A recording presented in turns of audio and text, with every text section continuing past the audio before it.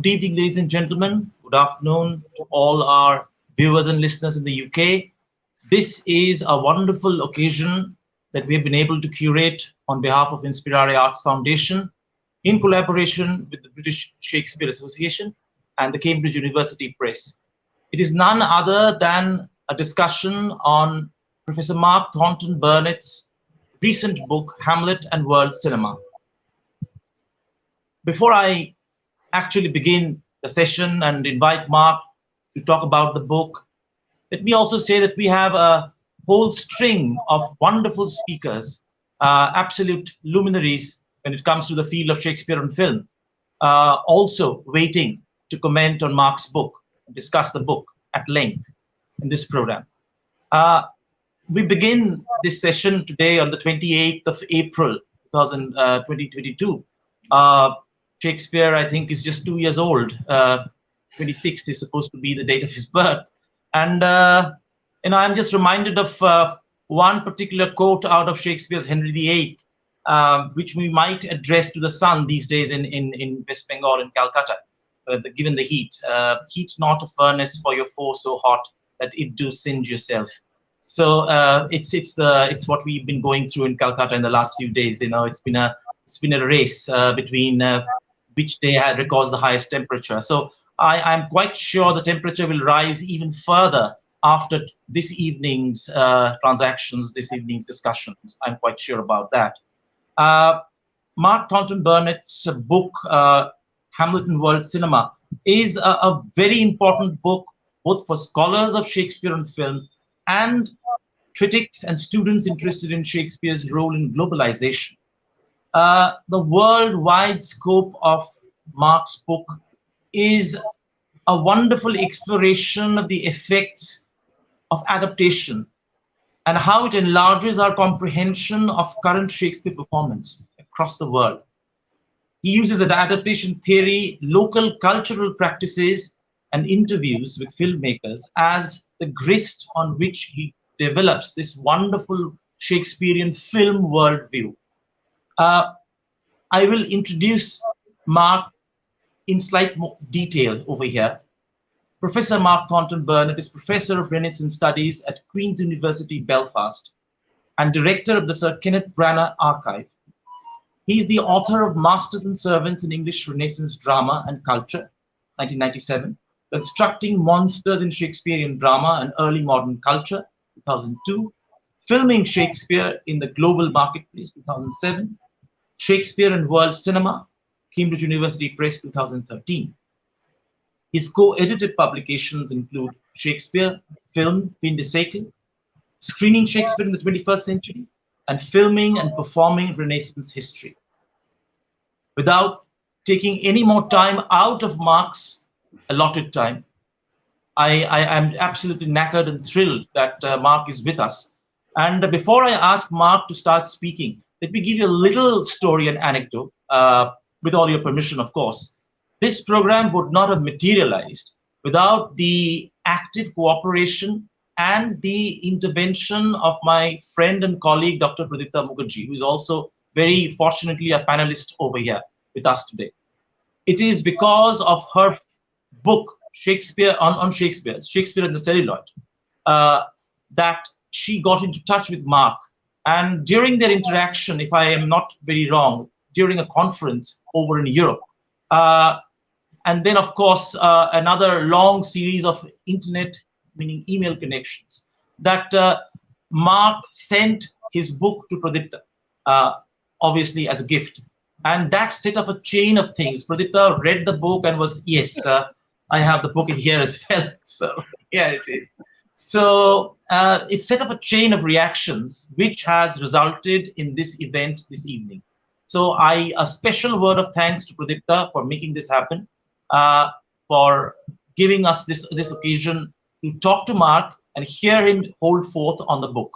I'm absolutely sure that the experience of listening to Mark will be as delightful as reading his book. Mark, it's all yours now.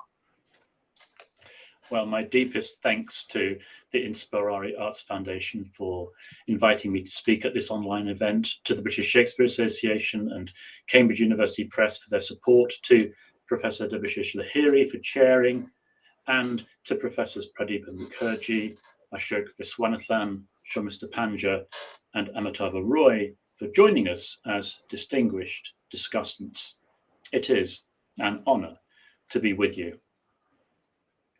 Now, my book makes a case for Hamlet as the world's most frequently filmed text and reveals a rich and diverse history of cinematic production reaching across the globe.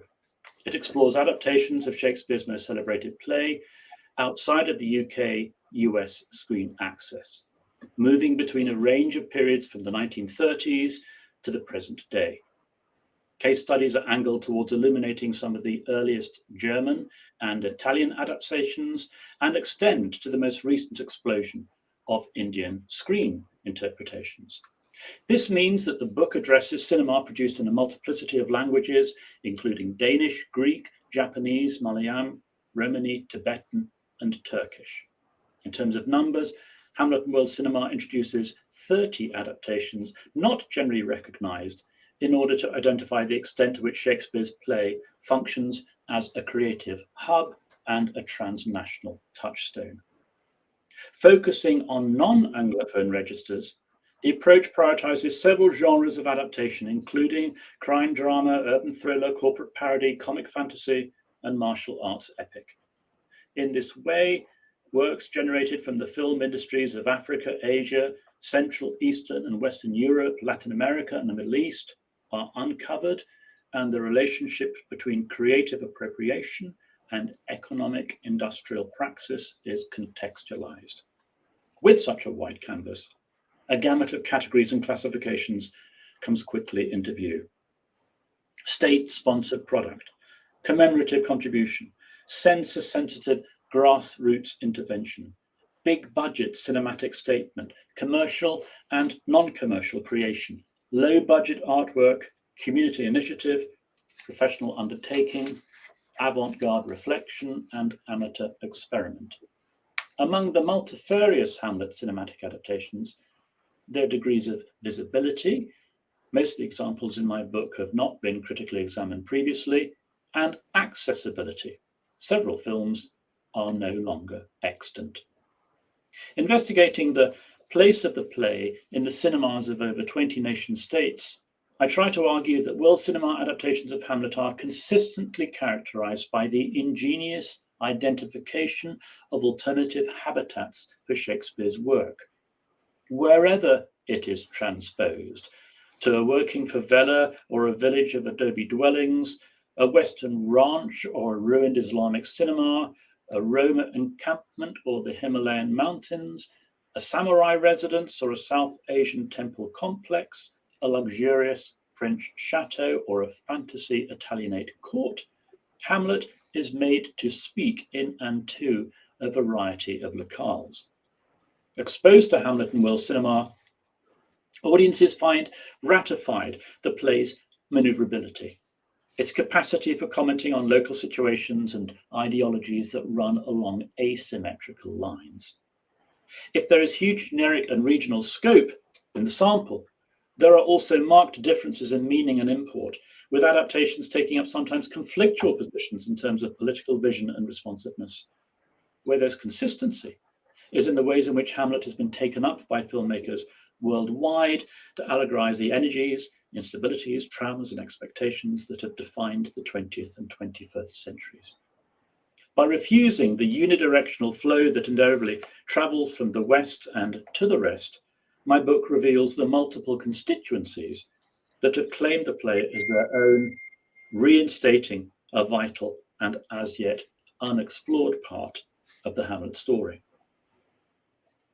The book emerges from a critical context that has consistently prioritized Hamlet as an object of scrutiny. The play's a number of small Shakespeare works in the canon that merit a monograph in their own right.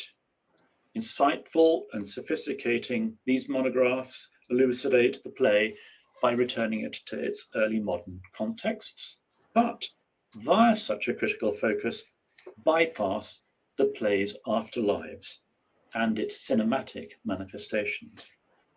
In an alternative camp, several works have solely addressed Hamlet's posthumous histories. But the difficulty with these studies is that Hamlet's screen presences outside of the UK-US axis receive scant mention, an omission which invariably compromises the book's conclusions about Hamlet's circulation and its wider significances.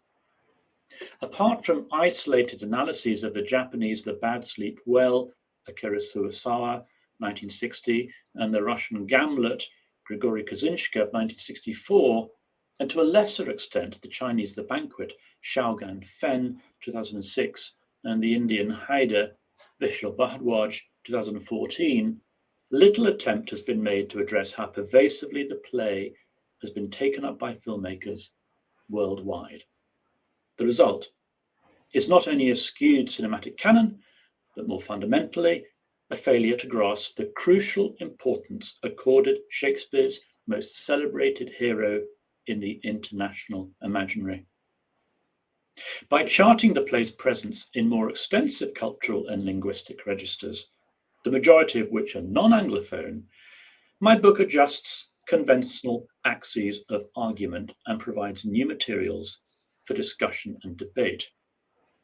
Where David Bevington has argued that the play is a paradigm for the English-speaking world, Hamlet and World Cinema argues for a fresh awareness of Shakespeare's plays' global malleability and transformative energies.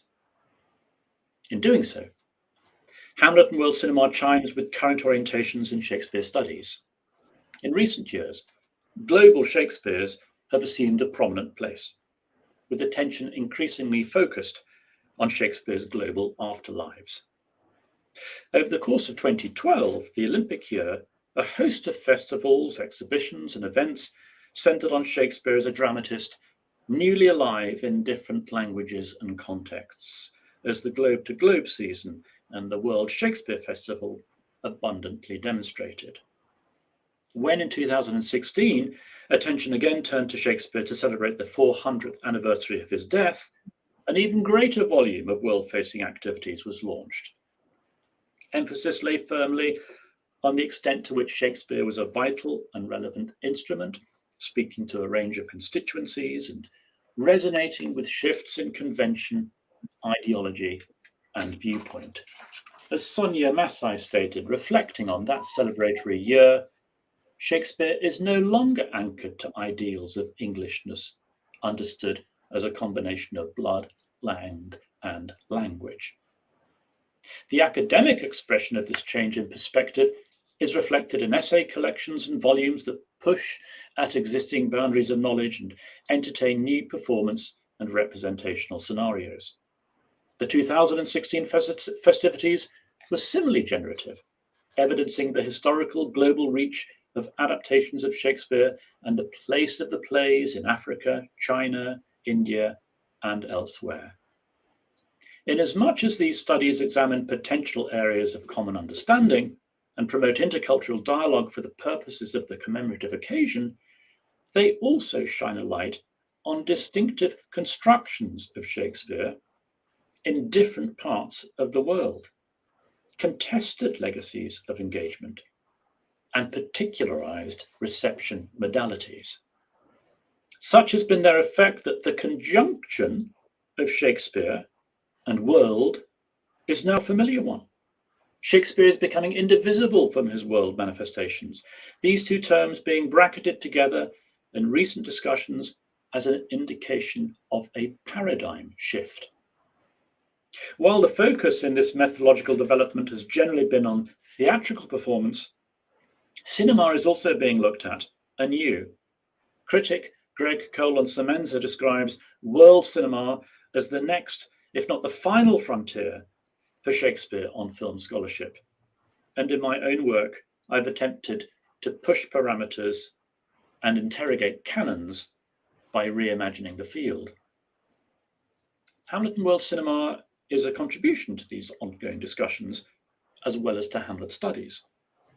Crucially, adaptation is understood throughout my study as a film which either translates Hamlet directly or models its narrative closely, meaning that the works examined are characterized by intricate, elusive, and energizing relations between cinematic idiom and source. Frederick Jameson sees the process as inherently competitive, suggesting that individual works, either as external adaptations or as internal echo chambers of the various media, be grasped as allegories of never-ending and unresolvable struggles for primacy. It is as a two-way struggle with points of contestation and complementarity in between that I seek to explain how a play and a film adaptation reinforce and enlighten each other. As part of that push and pull, additional interpretive communities are created and new texts forged out of old. The emergence of new works of art has been a focus for several commentators. Julie Sanders, for example, defines adaptation as a transposition that takes a text and delivers it to new audiences, while Colin McCabe contends that the films that emerge from the multiple transactions that inform the adaptive process are of real value. Adaptations, of course, are not free-floating. Further informing my book's understanding of adaptation is the notion that any engagement with the ways in which Hamlet signifies and world cinematic cultures must be historically situated. Media shift and change over time, writes Daniel Fischling, adding, adaptation shapeshifts across a wide continuum of contexts, voicings, histories. Absorbing this caveat into the book's approach, I situate each adaptation in terms of a nexus of factors, including material crises, population shifts, regime change, regional self-assertion, political protests, and the status of national film industries. The method whereby each adaptation is appreciated is therefore multi-layered. Approaching examples on their own terms, Hamlet and world cinema closely situates the work of art at a micro level, using local traditions such as translation, music, religious mythology, and theatrical performance to point up the film's indigenous creativity.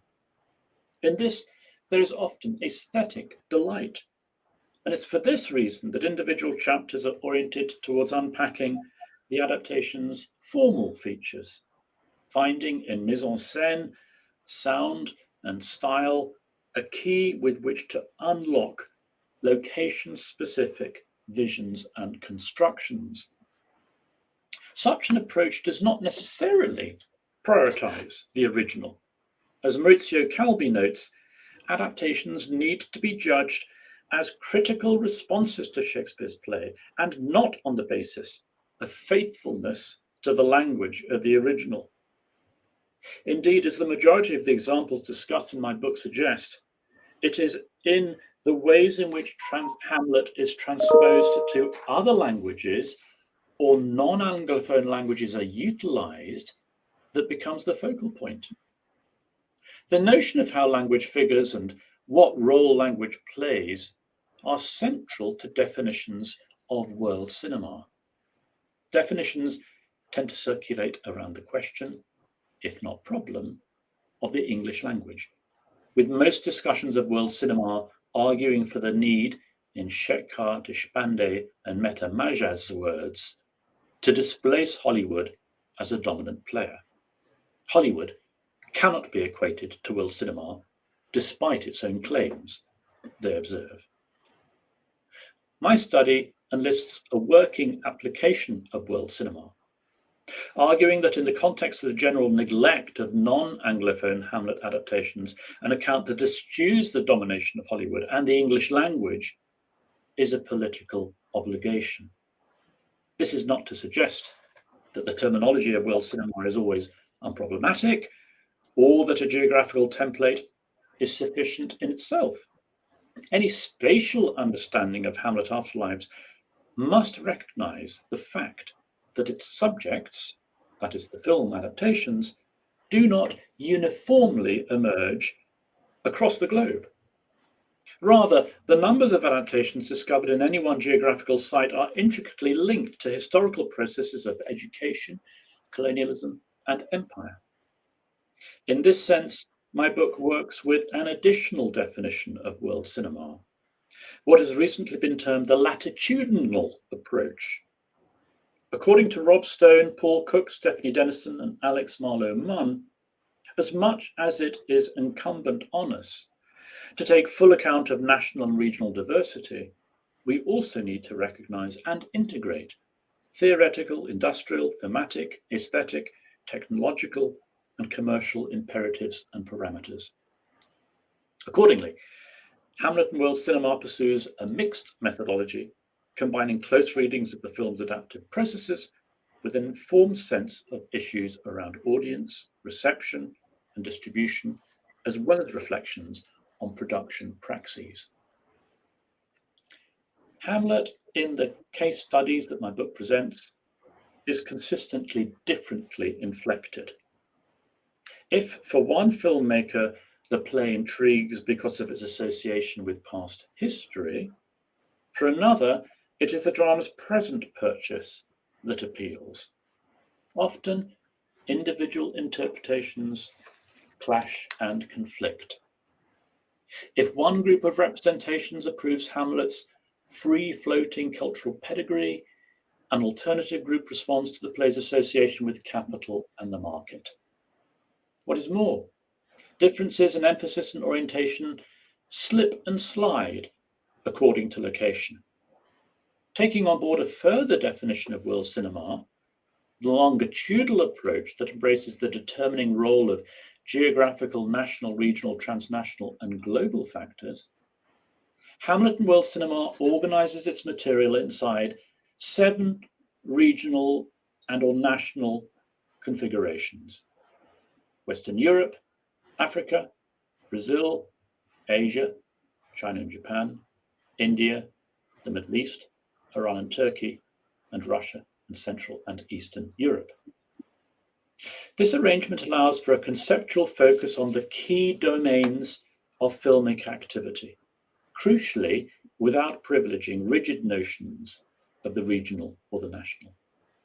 At the core of the book's longitudinal approach is a recognition of the provisional and constructed nation of location identifiers. Middle East, for example, is a Western term discursively created in the crucible of colonialism and imperialism. As several commentators have argued, however, notwithstanding their histories, some identifiers are interpretively enabling. Pertinent is Shahini Chowdhury's observation that Middle East helps to designate territories that possess historical and cultural commonalities that validate cross-cultural comparisons. If there is elasticity in how regional and/or national categories are conceptualized, there is flexibility in terms of content.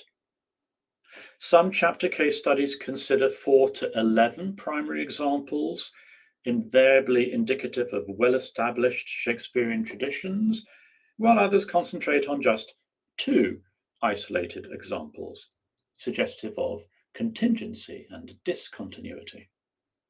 Different foci are reflective of the fact that in some parts of the world, such as Western Europe, Hamlet is reproduced across a longer historical era and in substantial numbers. In contradistinction, in other environments, such as Brazil, it is possible to identify the phenomenon of a small number of films released within a single year. By letting extant material dictate its shape, Hamlet and World Cinema allows for a series of creative and open encounters. The culminating effect of the study is to underscore the shifting nature of borders, nations, and even regions across time. In the absence of definitive borders, I opt in the book for a self-conscious approach. Mirroring the play's own location in history, chapters are organized so as to mime a typically Renaissance trajectory. a circumnavigation beginning and ending with Europe. The book then imitates a journey that brought the world into view in an unprecedented way, inaugurating, for better and worse, processes of globalization that persist into the present day. There's a disciplinary dimension too. As film scholars have argued, assessing world cinema involves mapping of various kinds. Writing on the need for an atlas of world cinema, Dudley Andrew proposes understanding the field not only in terms of topographies, but also demographics, orientation, and language. Working with distinctive places enables a consideration of politics and histories, and deploying the map allows for the local conditions underpinning a particular film product to move into visibility. Contextualized within a world atlas, cinematic Hamlet adaptations allow for national, regional readings at the same time as they invite us to take up theoretical challenges and possibilities. Now, beginning with Western Europe, Chapter 1, Hamlet Cinema and the Histories of Western Europe, contends that cinematic adaptations of Hamlet testify to the historicized ways in which Western Europe has represented and continues to represent itself. The play's first deployed both as a means of democratization and as a conduit for unease. In the immediate post-war period, the challenge facing many European nations was how to deal with the legacies of conflict. With Italian and German adaptations, Io Amleto, I Hamlet, directed by Giorgio Simonelli, 1952, and The Rest is Schweigen, The Rest is Silence, directed by Helmut Kaltner, 1959, working as crucial contributions to larger reckoning processes. A later grouping of Finnish, French, Greek, and Italian adaptations, Ophelia, directed by Claude Chabrol, 1963, Ethnelinagine Vasilias, He Wanted to Become King, directed by Angelos Theodopoulos, 1967, Kalisporka, Storia del West, Johnny Hamlet. Mark, hello, Mark. Yes. Mark, can you hear me? Yes, I can. Could you speak or get a little closer to the microphone? Yes, of course. Does that The volume is a little down. Does that help? Mark, have you moved closer to your microphone? Because your voice volume is a bit low. We can hear you, not very distinctly. So maybe you Let can me just try to get closer. let me try again. Yes. Yeah. Is that better Yes. for you now? Yes. I will carry on then. Please do.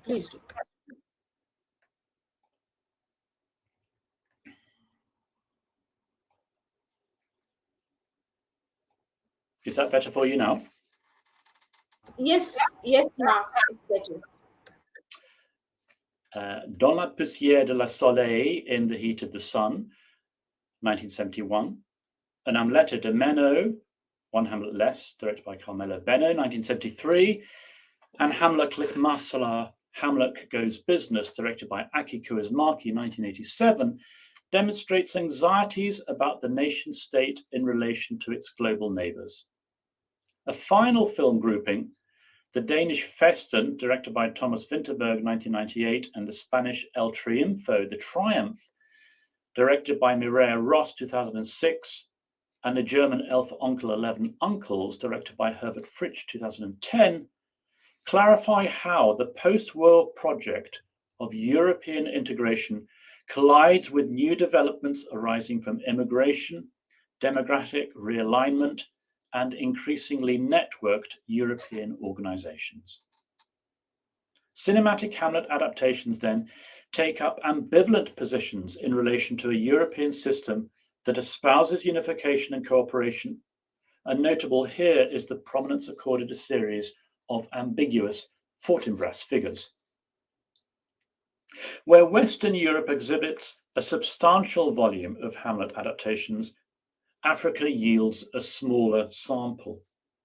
Chapter 2 thematizing place, Hamlet, cinema, and Africa, reads Hamile, the Tongo Hamlet, directed by Terry Bishop, 1965, from Ghana, and the Boyakani Company's Hamlet, directed by Hugh Serge Limbavali, 2007, from the Republic of Congo, as expressions of what has been termed Africanity, a repository of shared discourses, experiences, and inheritances.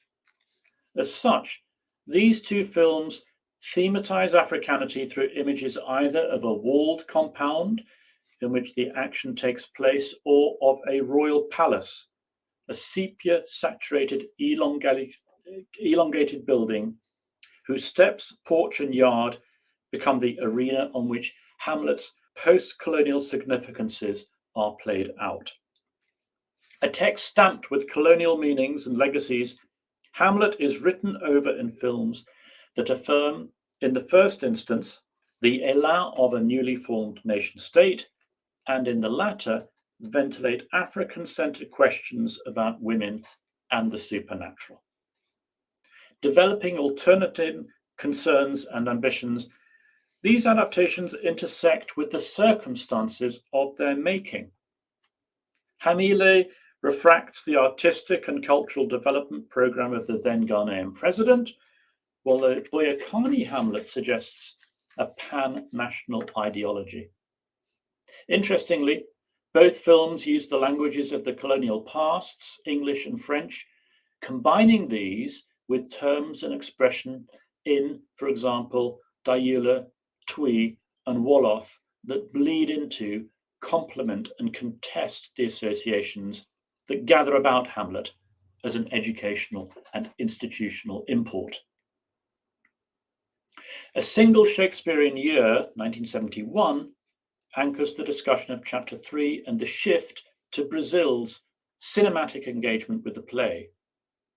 Hamlet and the Moment of Brazilian Cinema focuses on two adaptations, A Herança, The Inheritance, directed by Oswaldo Candés, 1971, and O Jogo da Vida e da Morte, A Game of Life and Death, directed by Mario Kupperman, 1971, addressing in particular the ways in which the films deploy peripheral locales, the favela or slum, and the Setaia or northeastern rural region, so as to highlight a series of intricate relationships between land, property, and poverty.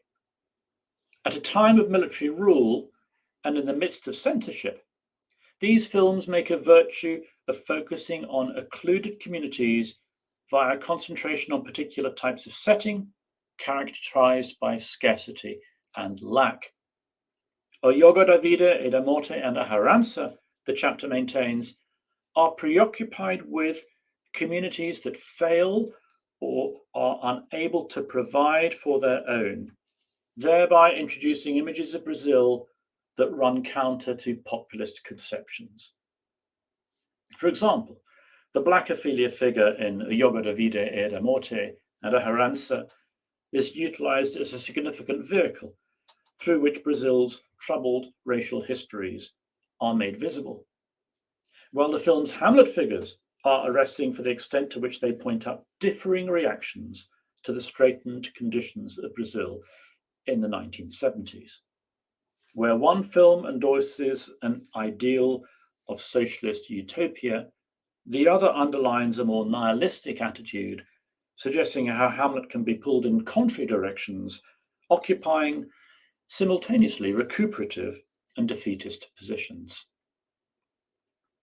Moving to Asia, Chapter 4, pairing the cinematic prints, Hamlet, China, and Japan, juxtaposes Hamlet adaptations inside a doubled structure, which highlights the fascination exercised by the play in Asian contexts. Attention focuses on the critical value of placing what have become better known examples in conversation with their less valued siblings, adaptations of the same text, produced within the same time frame, but to considerably less acclaim. Hence, reading The Bad Sleep Well, Akira Kurosawa, 1960, alongside Castle of Flames, Koto Tei, 1960, The chapter explores the ways in which two Japanese adaptations align themselves with anti-governmental agitations of the late 1950s and the early 1960s, subscribing to a politically rebarbative stance. In the second part of the chapter, a later pairing of Chinese productions, Prince of the Himalayas, Sherwood Hu, 2006, and The Banquet, Xiaogang Fen, 2006, invite comparison in that they enlist the dysfunctional family as an underlying premise. Specifically, these adaptations address the significances of the Gertrude figure via narrative emphasis on mobility, sexuality, and space.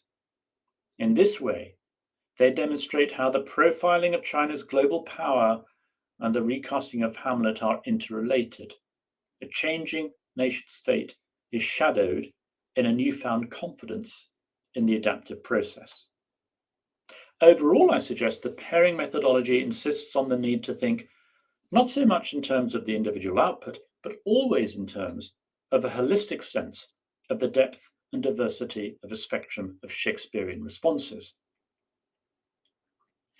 Contesting the ways in which the Bollywood label serves as a catch-all category, Chapter 5, Hamlet and Indian Cinema's Regional Paradigms, argues that fully to capture the diversity of Hamlet adaptations in India, we need to take much greater account of regional distinctiveness. Accordingly, the chapter initiates a dialogue between Karma Yogi, V.K. Prakash, 2012, set in Kerala's northern border parts, Haida, Vishal Bhardwaj, 2014, set in Jammu Kashmir, and Hemanta, Anjan Dutt, 2016, set in Kolkata, West Bengal. Each film's representational strategy affirms its regional agenda. For example, Karma Yogi centers on a Kilaripayattu martial arts community and privileges Kerala folkways so as to promote an ideal of Malayi manhood. Haida intertextually interrogates Bollywood via insets and a sustained deployment of the Kashmiri memoir Curfewed Night. And Hemanta consistently privileges the cultural status of Kolkata through echoes of the city's cinematic past, affirming nostalgic constructions of a lost world. The inventive indigeneity of these three adaptations is reflected in the use of native parlance, classical poetry, set design, and mythological allusion. Karma Yogi, Haida, and Hamlet inject into the to be or not to be and the mousetrap strategic vernacular idioms and martial music and dance to celebrate the vitality of networks of poetry, literature, and citation that hinge upon precise local and regional signifiers. Pursuing a regional methodology allows us to situate Shakespeare's utility and to contextualize Hamlet inside a fresh constellation of Indianized habitations. Tracing Hamlet's journey across regional categories, such as the Middle East, can help to pinpoint areas of representational contact. Hence, Chapter 6, Gendering Borders, Hamlet in Turkey and Iran, contends that Hamlet adaptations into Kameligi Kadin Hamlet, Metin Erksan, 1976, from Turkey, and Tardid Daut Varuz Karim Mashihi, 2009, from Iran, are distinguished by elaborating different constructions of the old Hamlet ghost figure, which is foregrounded in such a way as to address ideas about the execution of justice, the mission of the Hamletian protagonist, and the status of the image. Purposefully reworking key debates sparked by the play, the films show themselves as acutely self-conscious. Whether this reveals itself in Tardid's concern with Hamlet as a drama from the past, whose action recurs in the present, Siavash Hamlet is a photojournalist haunted by the return of the play in real life, or in Intikam Meligeri's surrealist recreations of famous Shakespearean moments. This latter film's Hamlet is a woman who is trained as a performer and a dramaturge. In their engagement with Hamlet, then, Intercam, Meligey, and Tardid subject expectations about the play to scrutiny and reversal. This is nowhere more obvious than in both films privileging via casting or rewriting of women's roles. Intercam Meligey's dynamic female Hamlet, for example, is matched by an equivalently proactive Mahtab Ophelia in Tardid, who is granted an agency beyond the constrictions of her Shakespearean equivalent. And even as women's roles are being extended or invented, the Hamlet figure at the centre of both films is reconceived. Forestalling the deaths of the protagonists, Intercam, Meligey, and Tardid reify their respective Hamlets as wounded icons, thereby voicing mixed hopes for future reconstitution and reform. Bringing to a close the Renaissance trajectory with which we began, Chapter 7, materializing Hamlet in the cinemas of Russia, Central and Eastern Europe, opens with what is perhaps the best known of world cinema Hamlet adaptations, the Russian Gamlet, directed by Grigory Kozinshchev, 1964. The chapter approaches this Soviet bloc Hamlet not so much as an endpoint of Russian engagements with the play as a beginning, arguing that this adaptation establishes a template for interpretation that has shaped the thinking of subsequent filmmakers. Gamlet's positive protagonist and material and elemental features are adumbrated in the ways in which the play is referenced in a parodic process that is itself determined by the erosion of ideologies and social and economic challenges that accompanied the breakup of the Soviet Union. The Russian black comedy Hamlet adaptation, Playing the Victim, Kirill Serebrennikov, 2006, coloured by domestic angst, gutter vocables, and a depressed aesthetic, is a salient example here. It is against the backdrop of huge material challenges, themselves exacerbated by the budgetary crises that went hand in hand with the collapse of Central and Eastern European communist systems, that the chapter goes on to discuss Hamlet, Cygansky Prince, directed by Alexander Rashkovich, 2007, and Cygan Gypsy, directed by Martin Sulik, 2011, respectively Serbian and Slovakian adaptations.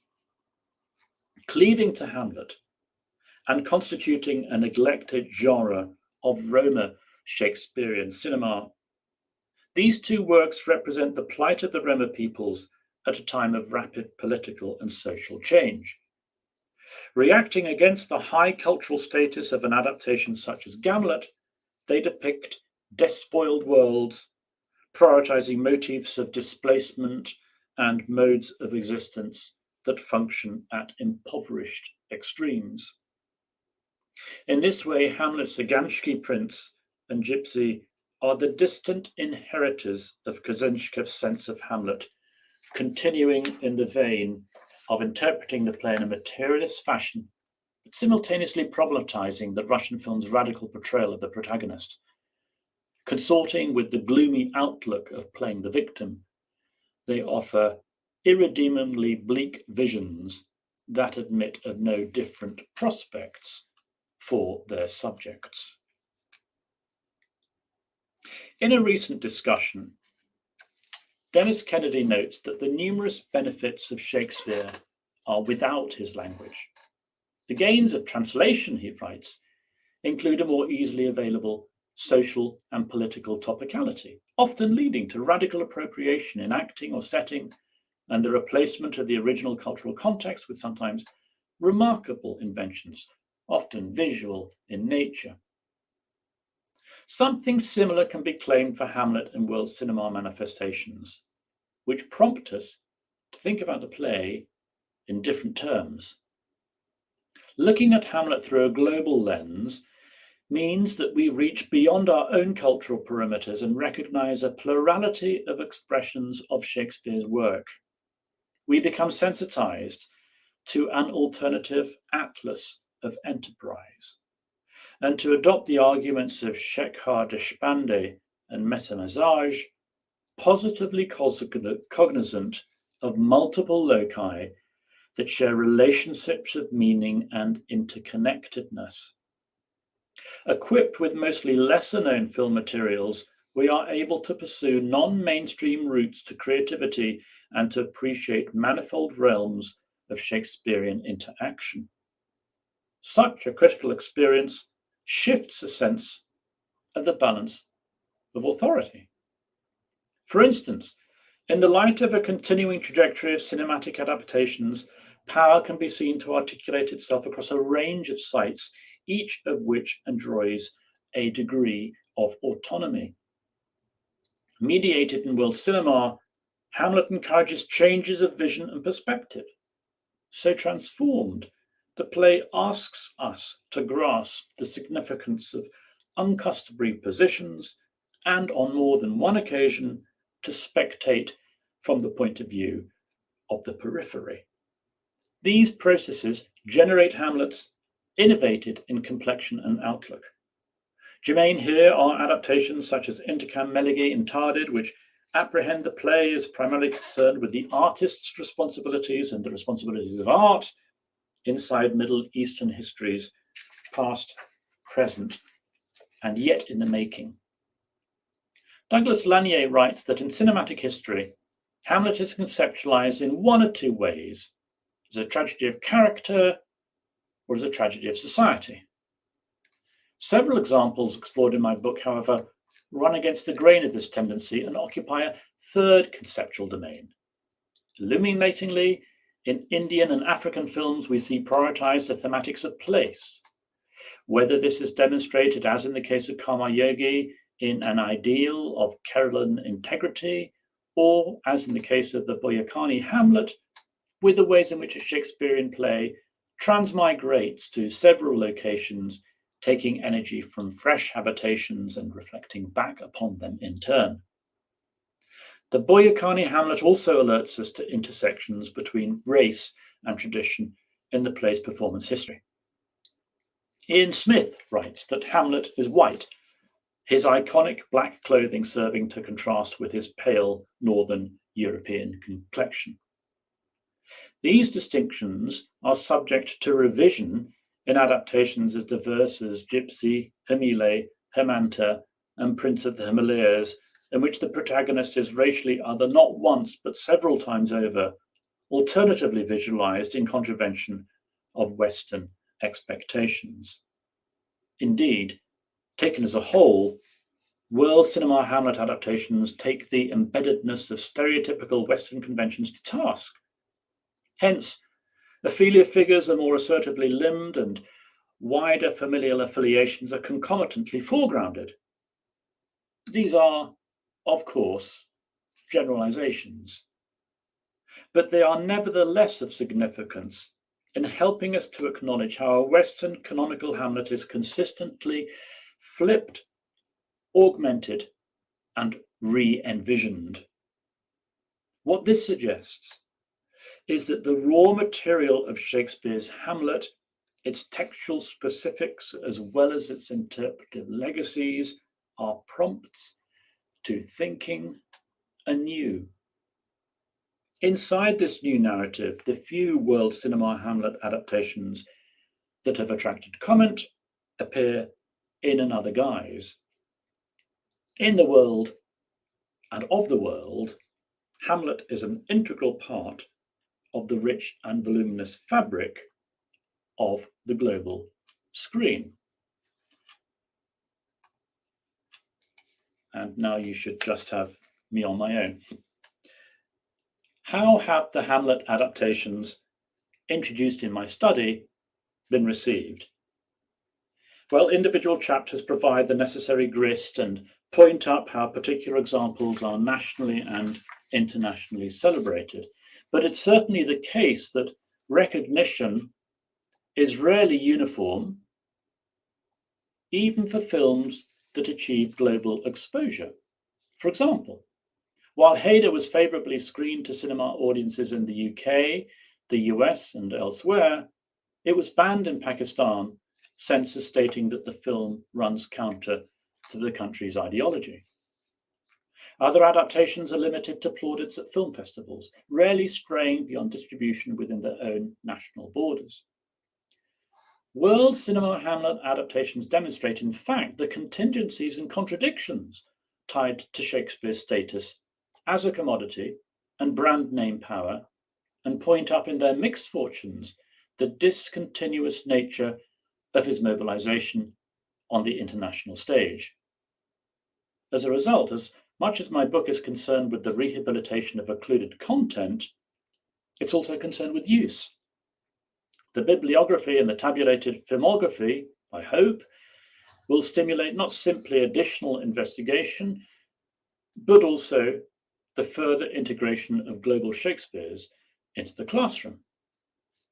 A reorientation of our pedagogical coordinates, in turn, might spark interdisciplinary dialogue.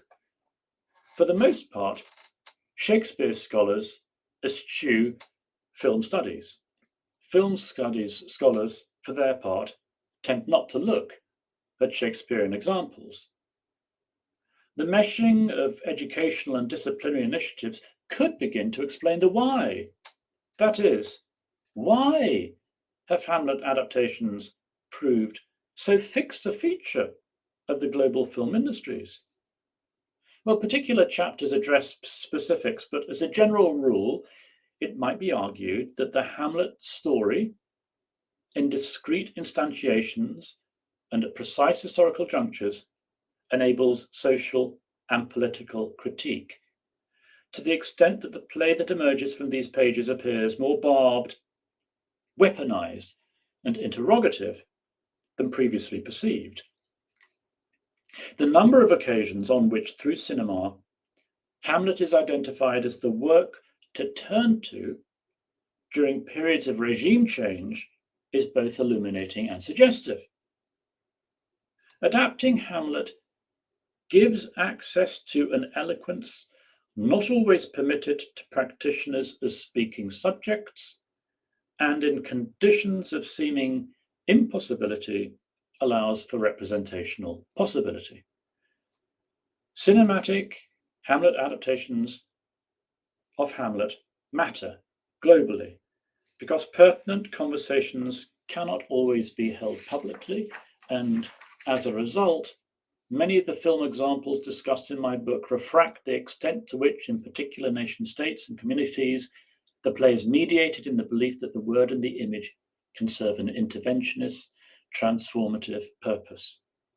Placing Hamlet on screen in some parts of the world then is to subscribe to a self-protecting semiotics. It is to recognize a vulnerability to institutional operations while taking advantage of the opportunity through Shakespeare to pass critical contemporary judgment. And it is to endorse the affective functions of adaptation in the same moment as expressing a civic need for questioning, comment, and argument. In this process, it is not always the play's vengeful emphasis that is approved. Rather, it is interesting to note the frequency with which world cinema Hamlets have visited upon them ameliorative endings that aspire to better things and institutional repair. The cinemas of the world showcase the play's timely instrumentality. At the same time, they place on display a willingness and readiness to revolutionize its generic imprint. Now, many manifestations of Hamlet in and world cinema, those which exceed my book's definition, I don't explore for reasons of time and space, but such instantiations are undoubtedly ripe for critique, and alongside the adaptations which make up the content, testify to the play's sedimented place on the global scene and exchanges that renew belief in its cultural cachet. As a staple of world cinema, Hamlet is continually referenced at the level of character echoes, familiar motifs, quotations from soliloquies, and parodies of cinematic tradition. These types of engagement run the gamut of film types and point up how hospitable Shakespeare's work is to continuing global play. As performative inset, Hamlet is active in reappearing, whether through stories involving fictional stage productions or via plot lines centered on a Shakespearean company. The play is mobilized in the cinematic idiom variously to affirm or upturn ideas about psychic reformation and the recovery of a community ethos. Linked to the genre, documentaries, some centering on a real-life theatrical enterprise, enshrine an ongoing practice whereby Hamlet is taken to different parts of the world to undergird rehabilitative projects, facilitating investigation into the interstices of conflict zones and canvassing the virtues of intercultural collaboration.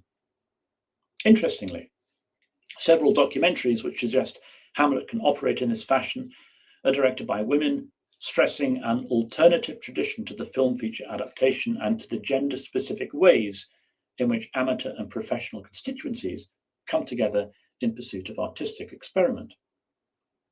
Nor does the notorious length of the play preempt creative applications of its utility. In fact, Hamlet, perhaps alone among Shakespeare's works, is the play that is most often realized as a cinematic short, its seeming monolithic and impregnable stature offering an invitation to amputation, reduction, and fragmentation.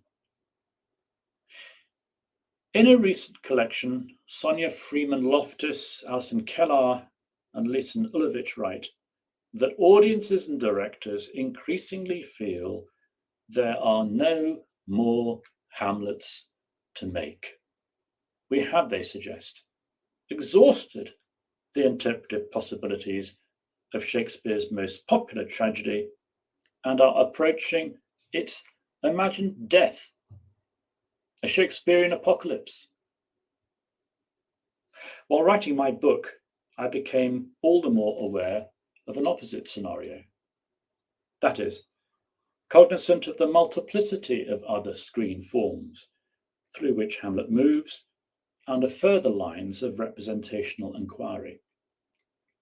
Future work will surely be directed towards unpacking and extrapolating Hamlet in more networked and horizon-challenging iterations. This, in turn, will involve us in a process whereby categories of adaptation and the Shakespearean are tested, making available, in Daniel Fischlin's terms, marginal or exploratory sites when non-traditional interpretations of non-traditional forms of Shakespeare and the Shakespeare effect are in evidence. Like the clouds to which Polonius is directed, the play through cinema belies closure or ending and persists in the process of assuming unpredictable, unforeseen forms. We are not approaching the end of Hamlet. Rather, we are embarking on a more exclusive and variegated stage in its journey. Thank you.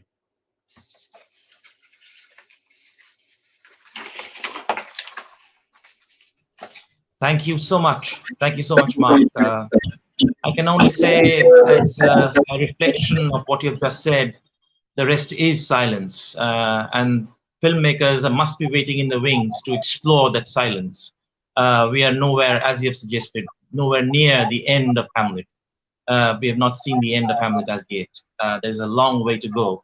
Several wonderful things came out in the way in which Mark set out his book. One thing, I mean, I can only highlight only one or two because we have our panel of speakers waiting to deliberate and to give their valuable comments.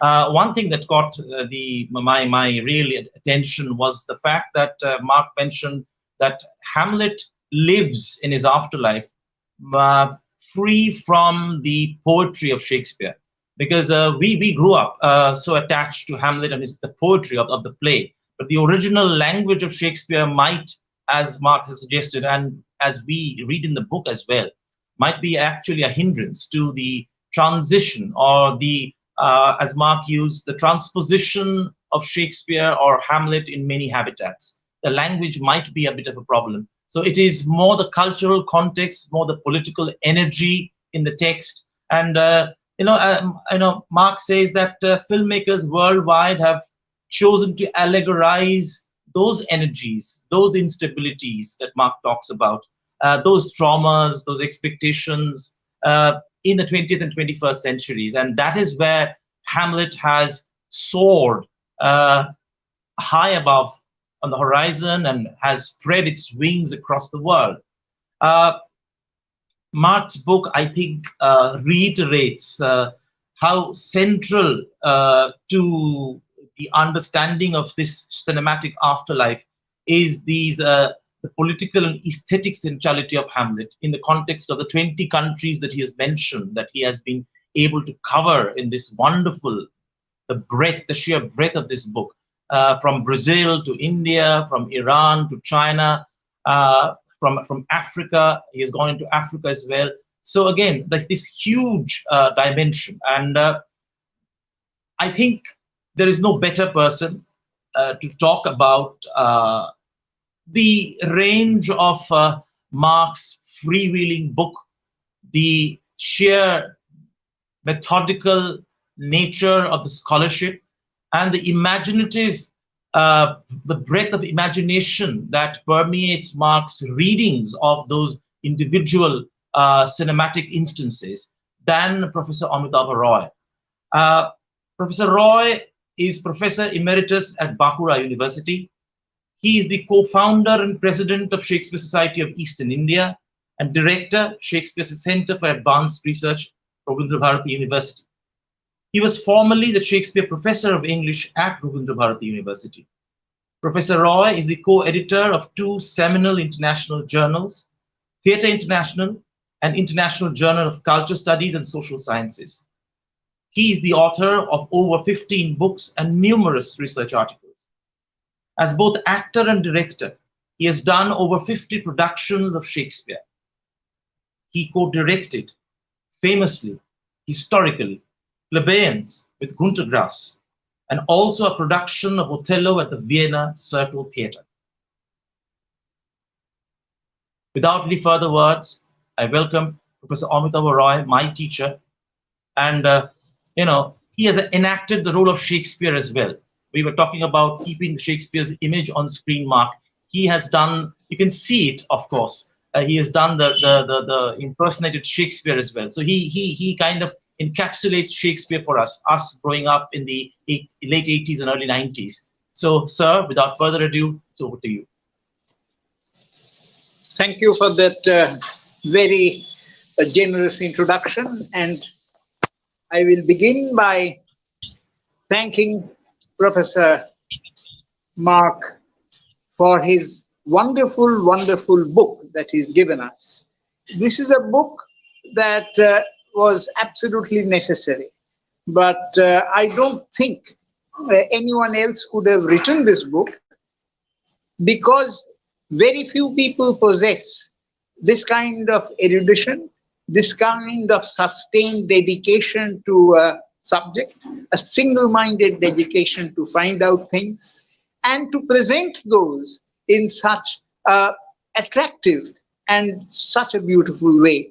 So this book is a milestone, and this book should be read by all of us, whether we are in the film industry, whether we are concerned with films or involved in films or not, because this is not just limited to films.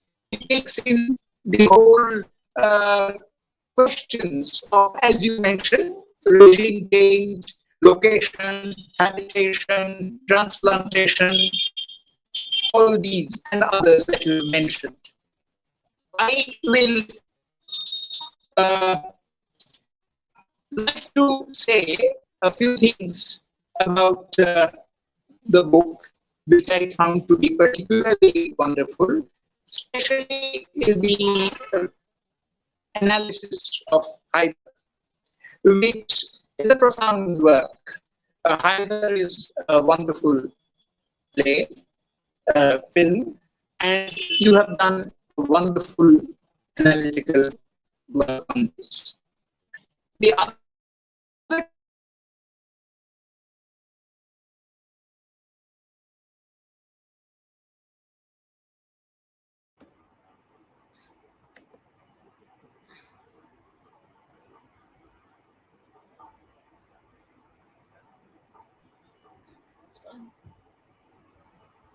I think there's been a Yes. technical glitch at Yes. Professor Roy's end, if I'm not very Yes. mistaken. Let's wait a couple of minutes for him to get back. Yeah, that would be better because he got disconnected, Devashish.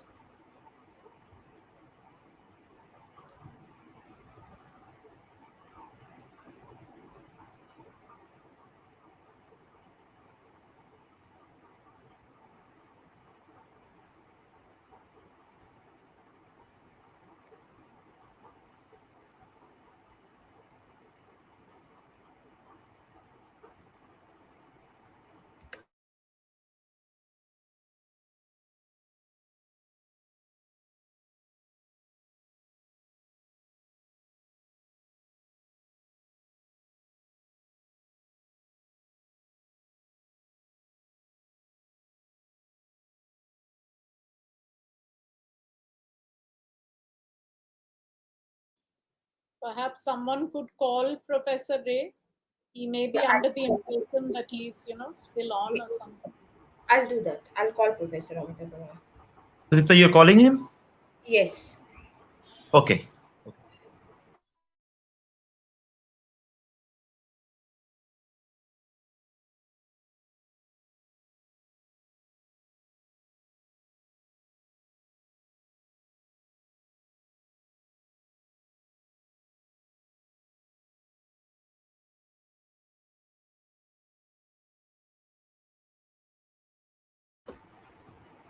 He lost his connection, but he's joining. He just told me that he's going to join in a minute or so.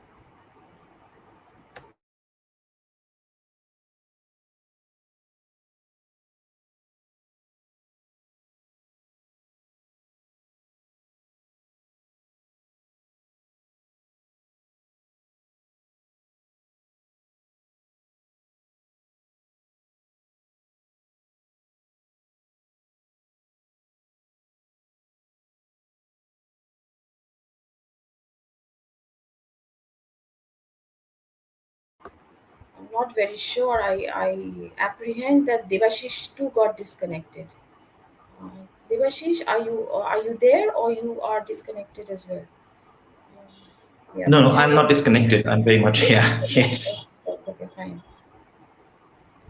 Professor Amitabh Roy told me he's going to be back in a minute or so, but maybe.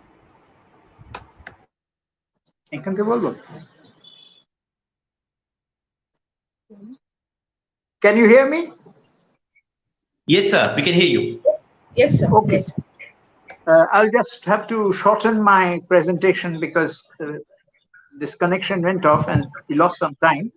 What I was talking about was that the two films that you have explored, apart from Haider, one I found it very difficult to access. Karma Yogi, I couldn't get anywhere, and from your analysis, it seemed to me that it was trying to do too many things at once. And the other film that you have put your seal of approval on, the Anjan Datta film, is, I thought it was a rather self-indulgent wrong and actually did not merit your wonderful seal of approval. Of course, opinions will differ. There are two adaptations which are not films but plays, which are very much related to Marx's talk and ideas. He talked about the critique, intercultural critique of foreign, Western and European stereotypes, which are made by non-European, non-Western filmmakers and also adapters, translators. Any kind of adaptation from outside Europe and outside the West would be a kind of countercultural attack on the priorities of Western cultural modes and moods. You have particularly mentioned the importance of regime change, which several adaptations, screen adaptations and theater adaptations are implicated in. Two of the best and for me, the greatest Bengali adaptations of Shakespeare's Hamlet. One appeared in 1970s when there was an imminent, much hoped for by certain groups, much hoped for regime change in the offing. We got a regime change, but it was a different kind of regime change. The emergency came in 1975. This play ran for 2 years, from 1971, uninterrupted for 2 years, by a friend and colleague of mine, Oshit Bosu. It's called Kolkata's Hamlet. And it is a wonderful core text. And the other is a play by Bratto Bosu, which appeared in 2006. And this play has been translated. Oshit Bosu's Kolkata's Hamlet has not been translated, but I and my colleagues have done bits and pieces of the translation in English, into English.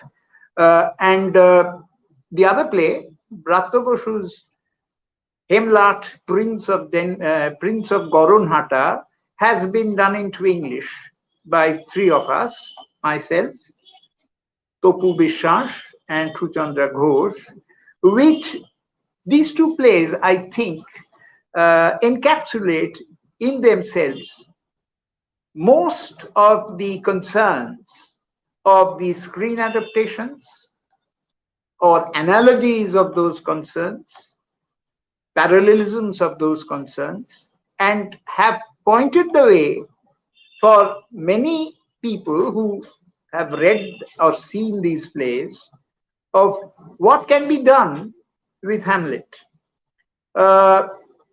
In the play, Kolkata's Hamlet, we have Oshit Bosu using 3 frames. It is about an actor and director in a theatre group called Obhi Roy. And the first frame that he uses, the playwright uses to contextualize and to make the multi-level dimension of this play clear, is not Hamlet, but it is the Mahabharata. As we have seen, the Mahabharata figures in many adaptations, both on screen and on the stage, and also narrative adaptations.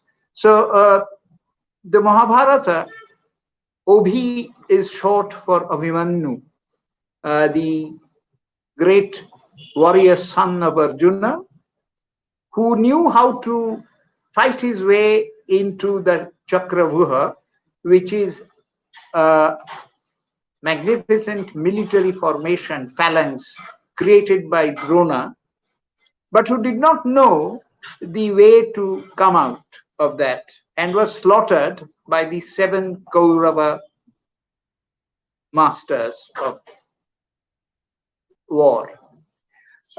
This play uses consistently what I think is one of Shakespeare's great features of the original Shakespeare, and especially Hamlet, the regular interchange or regular sustained juxtaposition of seriousness with grim black comedy. And this is part of Oshit Bosu's material. So it is also a part of Bratto Bosu's material and material. I will only read one short display from Ashit Basu's Kolkata Hamlet.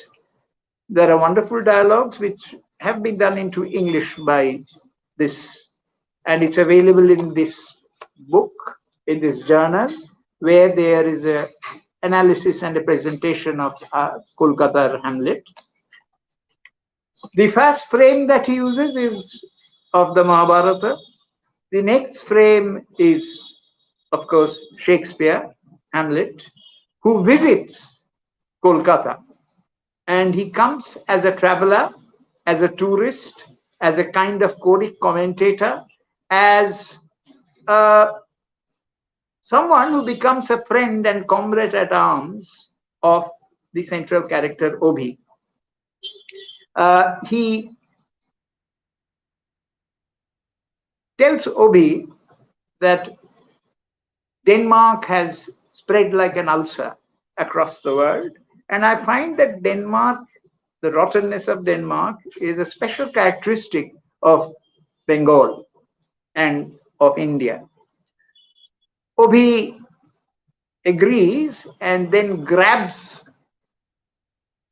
the ruff, the collar of Hamlet, or Hamlet's ghost, or whatever you wish to call him, and tells him that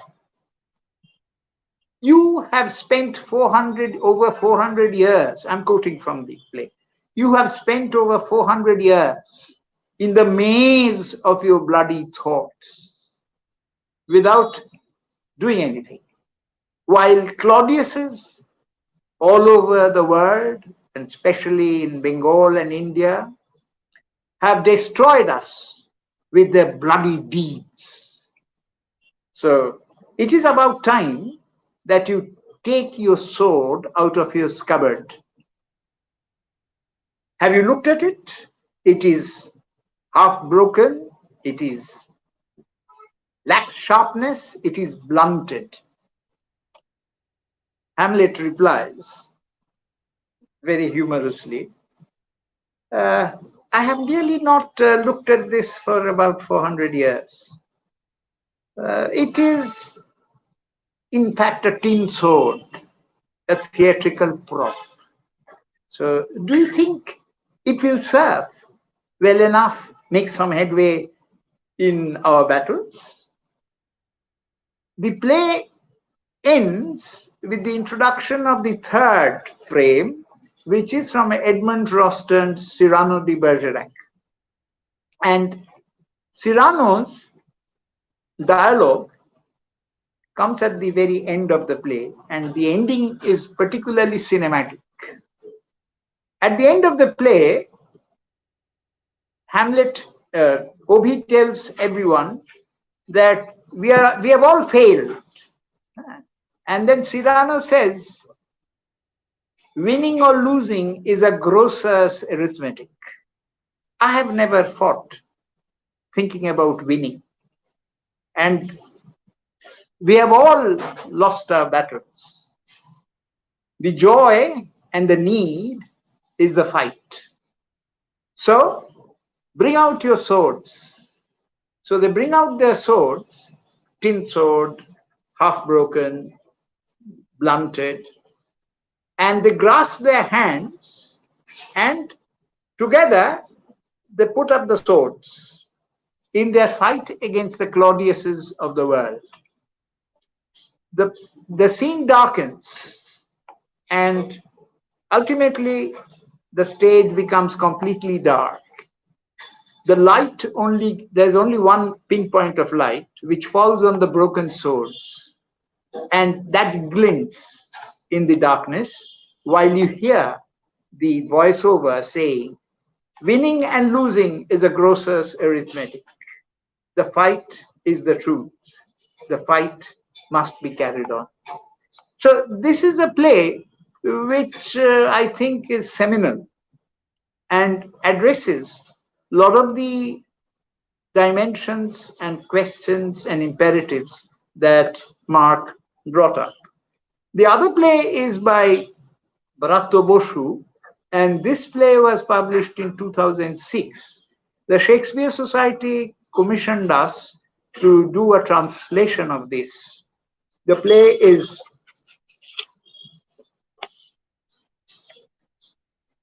this is the play, and three of us did a translation into English, so that, and this translation has been, even if I say so myself, much appreciated by English readers, not only English speaking or English knowing readers who do not know Bangla, not only in India but abroad. And several wonderful papers have been written on this play, basing themselves on the English translation.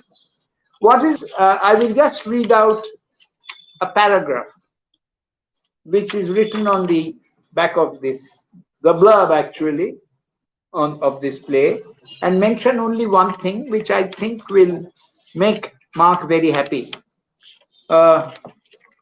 This is, I'll briefly do this and end here. Bratto Boshu's multi-leveled Bangla Hamlet reworks Shakespeare's immortal classic into a totally contemporary setting, relocating the prince from Elsinore to 21st century Goronhata in North Calcutta. Set in the midst of Kolkata's red light district and burning hearts, where the dead are burned, as Mark knows, and the burning hearts, the slums and high rises of a gilded necropolis, Bratto Hamlet is caught up in the moral and political pollution and paralysis of a Bengal and India on the verge of collapse.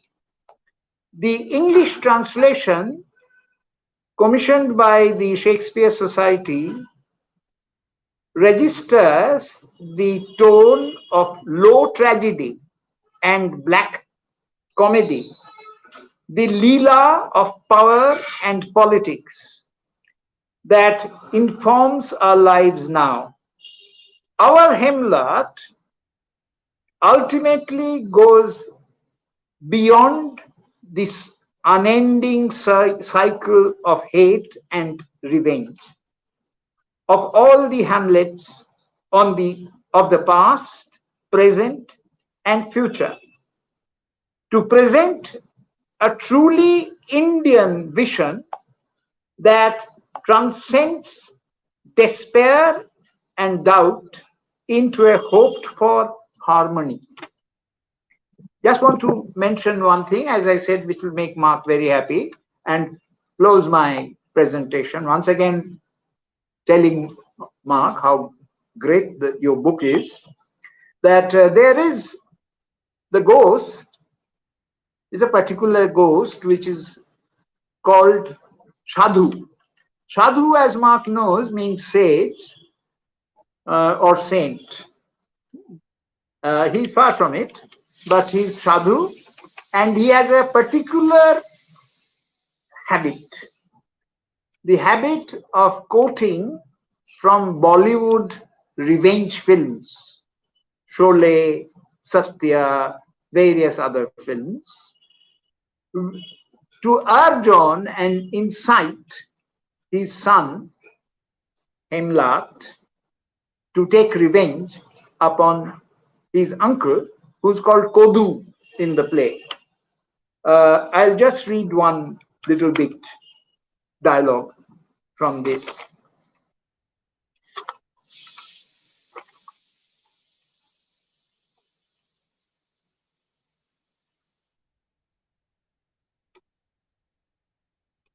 Yes.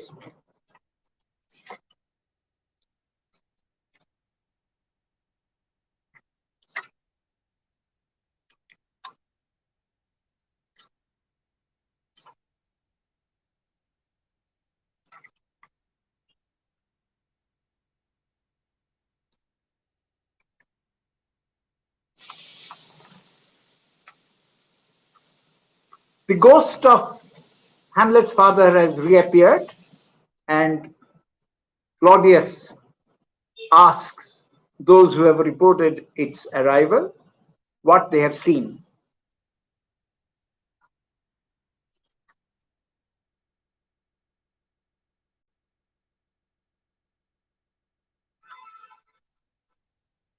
What else? The same. What did the ghost say? What else? The same thing. Sadhu uncle's ghost reappears. What in hell did this ghost tell you? Didn't say anything to begin with. The circular rail was shunted in the rail yard. Sadhu Jatha, Sadhu the elder, Sadhu Jatha had climbed on top of it and was pissing away. What the bugger was pissing?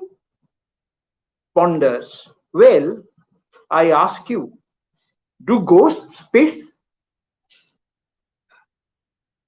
Swear on the Makali, it was. It turned, seeing us, said,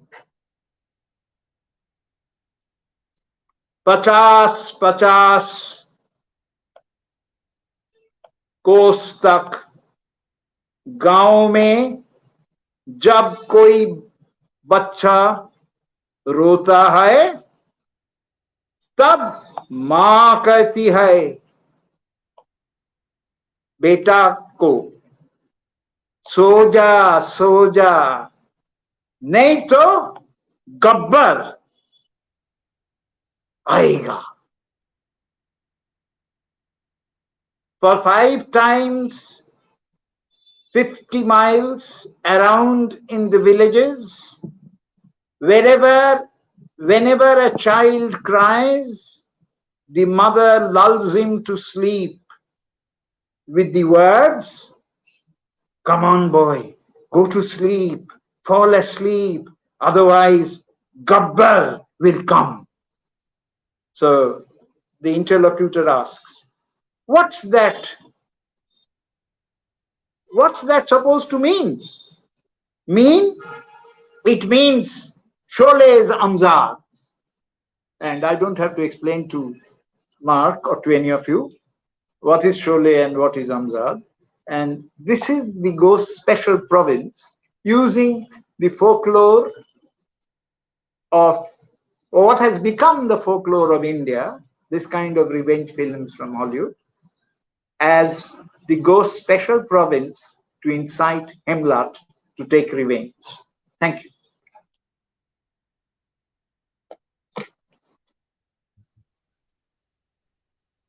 Thank you so much, sir.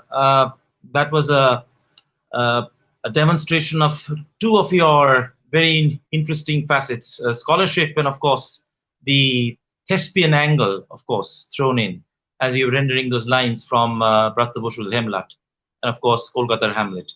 I live not very far away from that railway yard where the ghost was pissing, Chitpur railway yard, not very far away from where I am located right now. Hamlet is that very interesting film, I think, play, I think, where as T.S. Eliot says, "I am not Prince Hamlet, I am an attendant lord." An attendant lord is thrust upon with the role of assuming the mantle of being Hamlet. So an Osric trying to become a Hamlet, you might say, almost, in that play. And it starts with that very interesting scene, the platform scene, of course, in Hamlet, the real Shakespeare's play. But it starts with that the 2 bungling night guards, who are exchanging. And I'm also reminded of Much Ado About Nothing and Dogberry and Burgess, the 2 constables of law, who feel that there is a certain futility in trying to protect the society, which is actually indefensible anyway. So I think that's a very interesting take on Hamlet, the several afterlives of Hamlet, and how it in the Bharat Bosu and of course the other Kolkata Hamlet, they kind of influence future readings, and perhaps this trend will continue, and perhaps Prakta Bushu's Hamlet will be filmed in the not too distant future, perhaps also. I am pretty hopeful of that. With that, we move to our next speaker on the panel, it is Professor Shormishta Paja, who is Professor of English and Joint Director, Institute of Lifelong Learning, University of Delhi.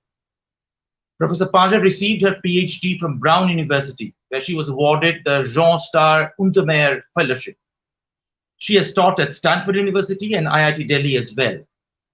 She has served as head, Department of English, and Dean, Faculty of Arts at University of Delhi. Her areas of interest are Renaissance studies, Shakespeare in India, gender studies, feminism in India, and visual culture. Her books include Shakespeare in Class, 2014, Shakespeare and the Art of Lying, Orient Blackswan, 2013, Word, Image, Text, Studies in Literary and Visual Culture, and Signifying the Self, Women and Literature. She has published articles on Renaissance studies in the international journals and collections like English Literary Renaissance, Journal of Narrative Technique, and Shakespeare International Yearbook, besides several essays in the Renaissance collections published by Ashgate. She has been invited to contribute to the Greenwood Shakespeare Encyclopedia and the Routledge Handbook of Asian Theatre. She has been awarded a fellowship at the Folger Shakespeare Library in Washington, D.C., and has been the president of the Shakespeare Society of India from 2008 to 2014. She is a member of the steering committee of the International Group of Early Modern Scholars, Theatre Without Borders. Without further ado, Shormishta, over to you for your presentation.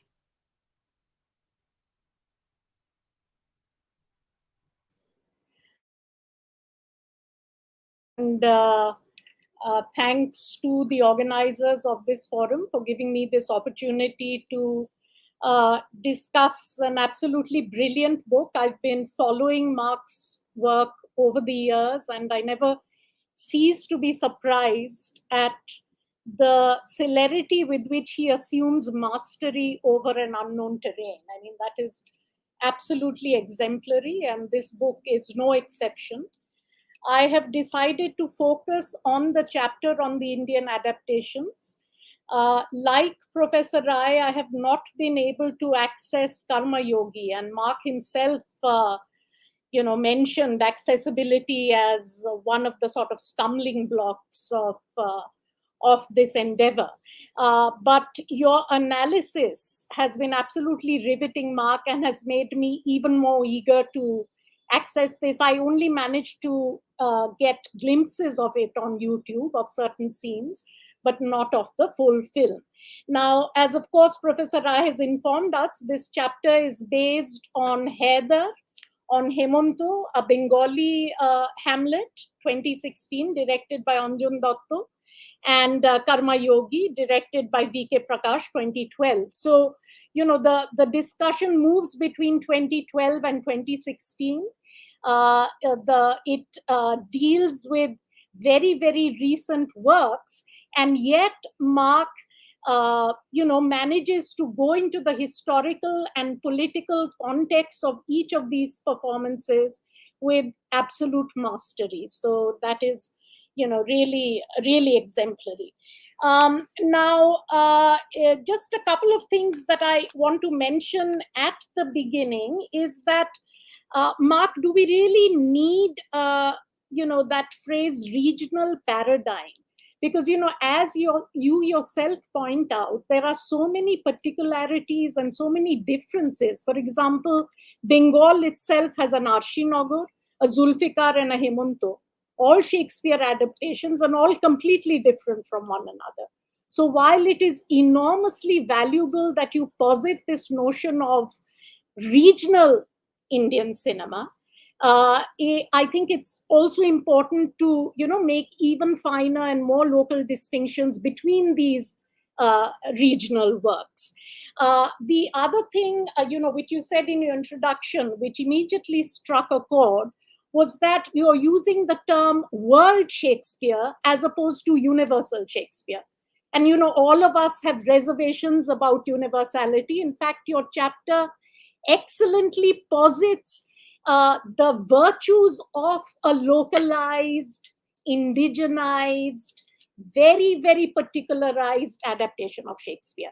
So I'm really happy that you use the term world Shakespeare as opposed to universal, because this is something that we have to fight against even in our classrooms.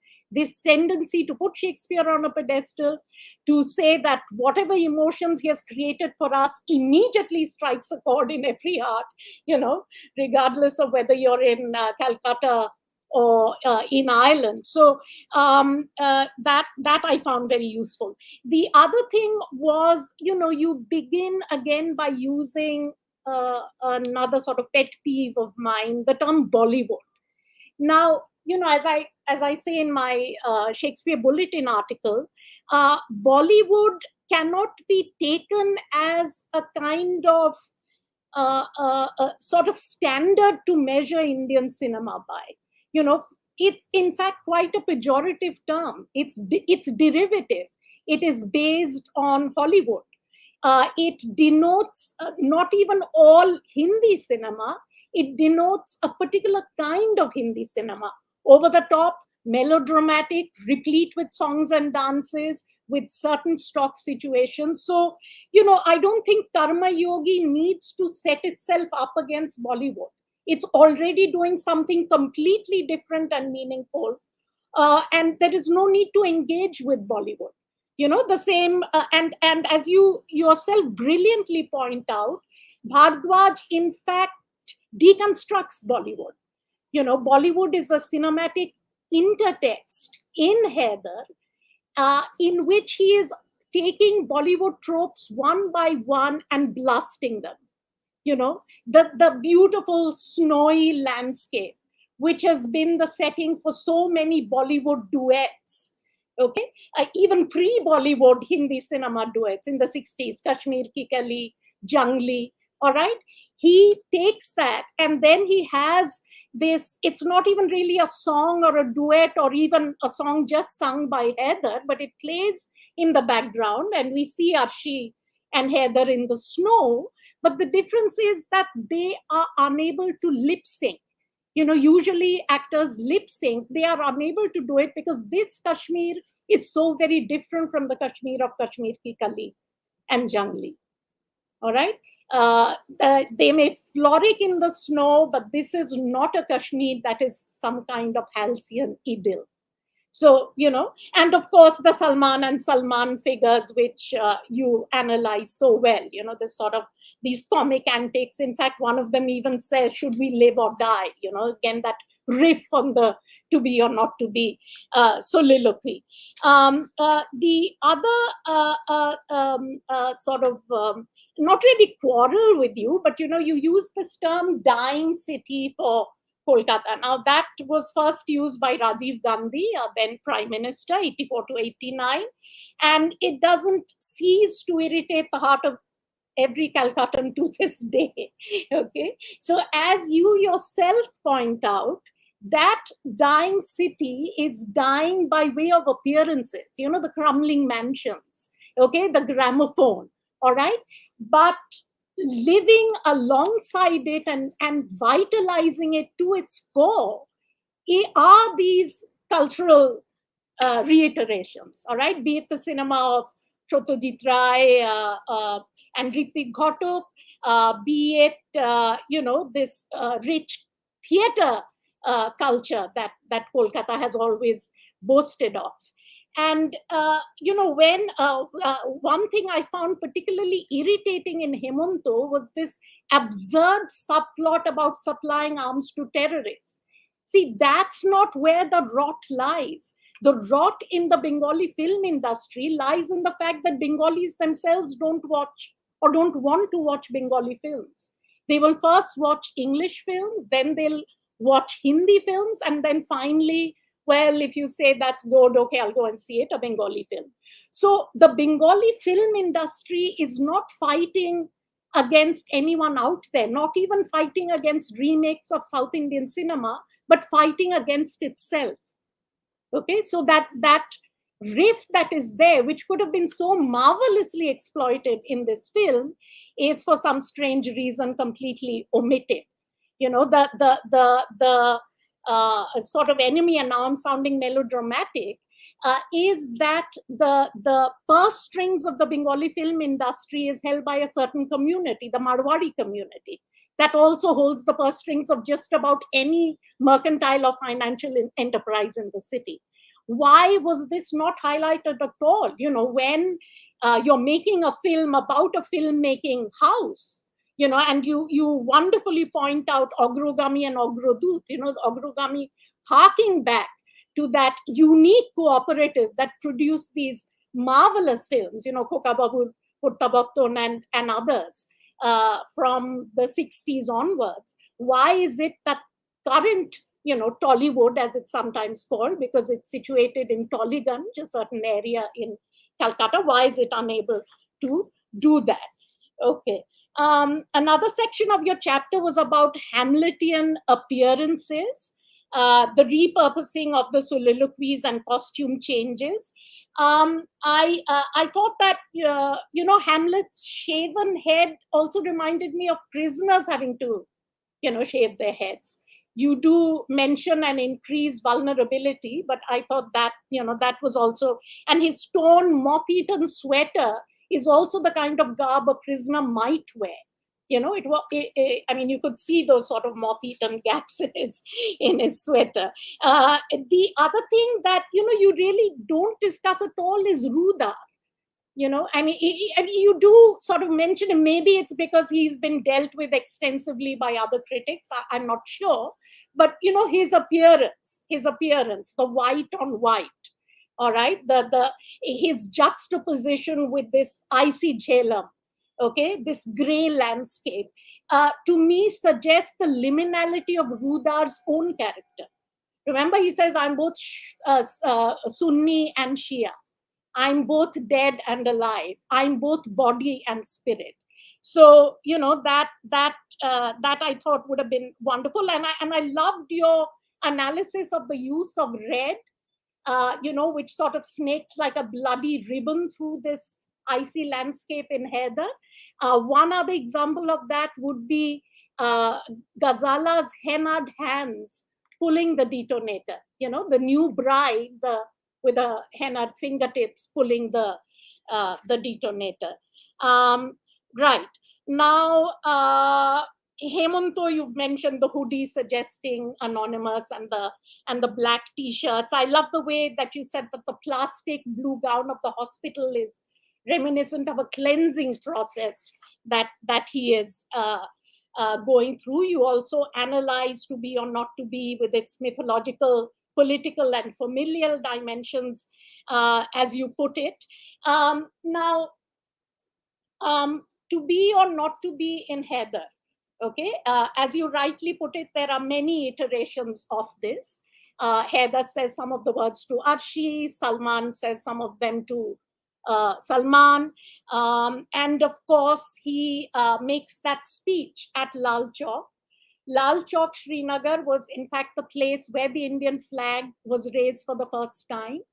Okay, and you see in the figure of Hamlet, the Band Pathar figure, the satirical figure, the jester. Okay, he's holding this sort of ghetto buster. He's saying mic testing, which is a favorite phrase all Indians use. I don't think anybody else in the world uses that. We all say hello, mic testing, 1, 2, 3, 4, and he says just that. But he is Bhardwaj is redeploying Shakespeare's most famous soliloquy being something that one associates with inwardness, intimacy, and complete privacy.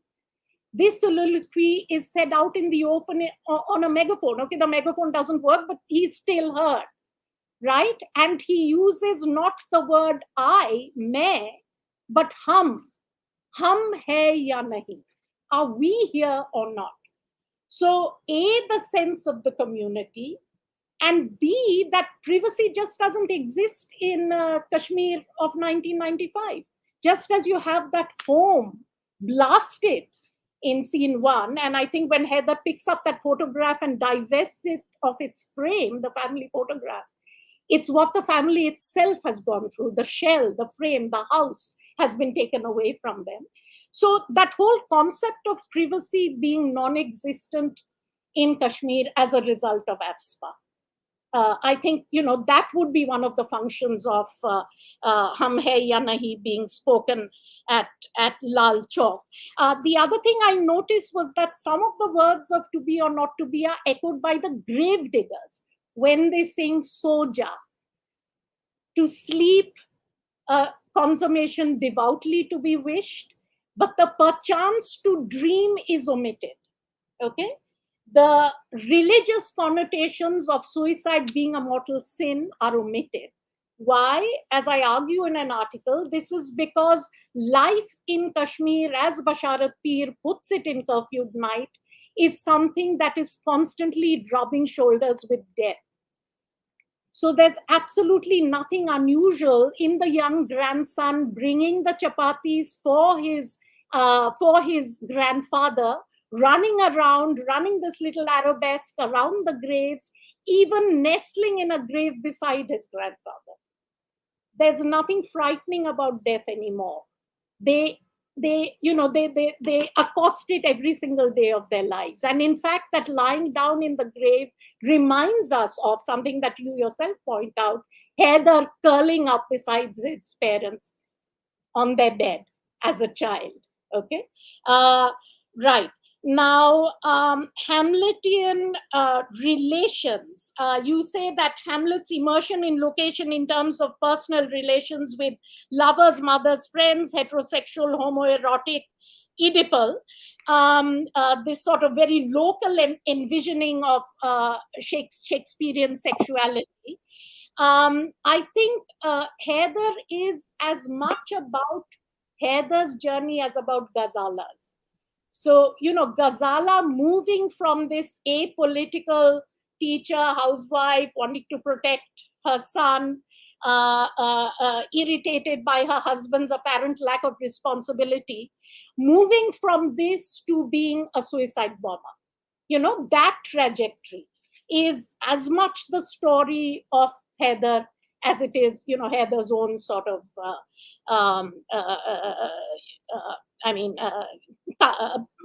deciding what to do with his life.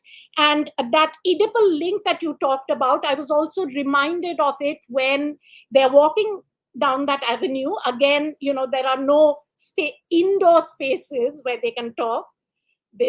So they're out in the open. And when he grabs her around the waist and says, "Please say that my father is alive," she says nothing. And he almost wants to return to the womb, in that embrace of his. She also kisses him repeatedly in their last scene together, even on his lips once, which is, quite taboo in India. And she reminds him of what he used to say as a child. You remember, she says, "You used to say, when I grow up, I'm going to marry mother." So, these, and you're absolutely right. That isn't something that had struck me, that Heather has to move out of that through confrontations with his mother in order to proceed on his own journey. I think one of the reasons why he cannot even adequately respond to Arshi is because of the huge presence of Ghazala in his life. We have that mirroring of the mirror scene, Heather as a child coming and putting perfume on her neck, Heather coming to the bride Ghazala about to get married to Khurram, and again nuzzling her neck, So, yeah. And she calls him Jana, which is, I think, mistranslated as angel in the subtitles in the production that I saw on an OTT platform. Jana actually is from the Persian word meaning my soul. And in the Urdu, it means loved one. So Jana, Janu, again, it's a word that one uses for a beloved. Now, regional intertextualities, I'm aware of time, so I'm going to wrap up. The last thing I want to say is you do a marvelous job about bringing in the poetic intertext. Faiz, Ahmed Faiz, and the Kashmiri poet that Arshi Arshi recites. It's absolutely wonderful. Yeah, Haba Khatun, Haba Khatun. Now, the Bismil episode, I just thought that, again, that is a part of that Bollywood blasting, because even though, and Michael Slater, completely erroneously calls it a Bollywood song and dance number. It's anything but, because a Bollywood song and dance number seeks to entertain. This doesn't. And you can see this from the expressions of the audience, who are becoming increasingly uneasy. And they don't know how to fathom this appearance, and the use of those huge puppets, again, harking back to Bandh Pather, but also, the movements of the people who accompany Haider reminded me of the Russian dance Barinya, the way that the leaps, the lunges, the costumes are not bright. They are completely faded. They're gray. They're sepia toned.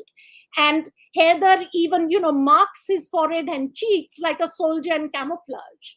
The way in which they move to precision, it's almost like martial movements rather than, a Bollywood song and dance. And romance has absolutely nothing to do with this. You, of course, point out that Bulbul again echoes Operation Bulbul of the Indian Armed Forces.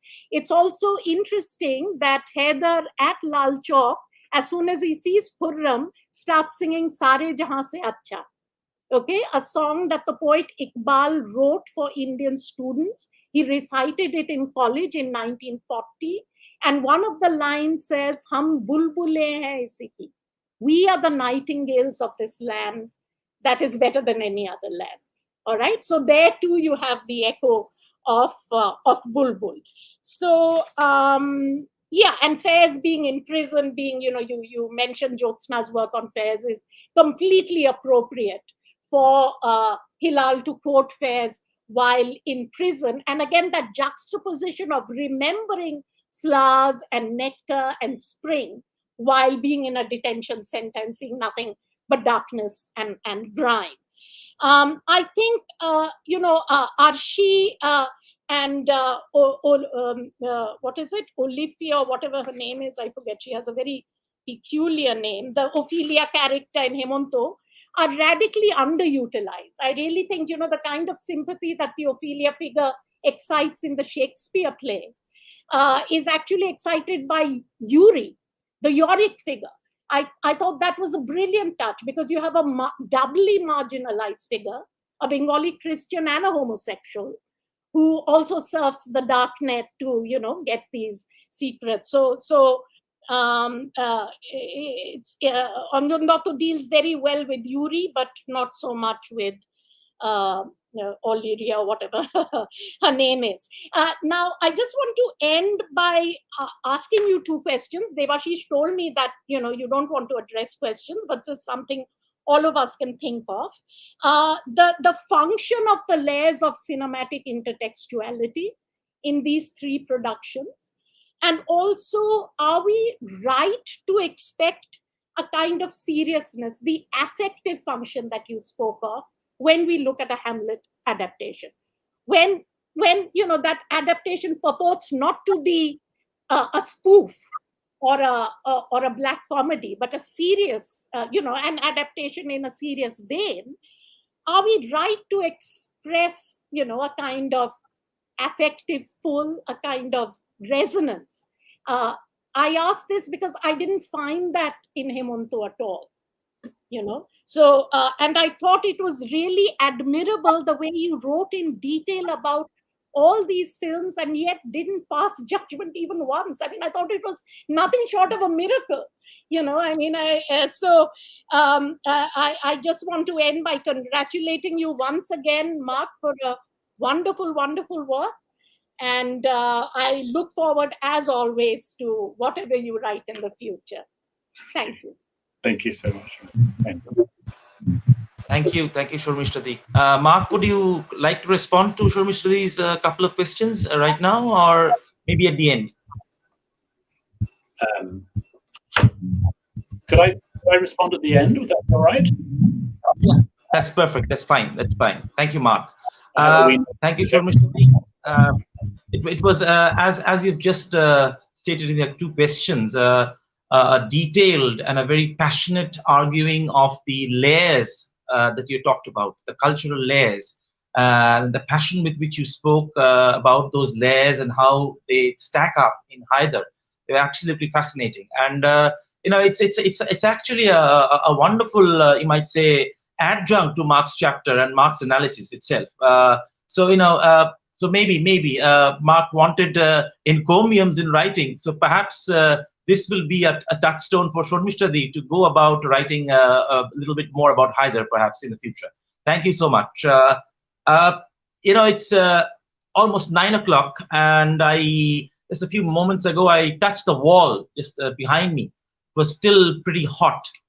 So before I lead on to our next speaker, Ashok Vishwanathan. Ashokda is waiting very patiently for a long time.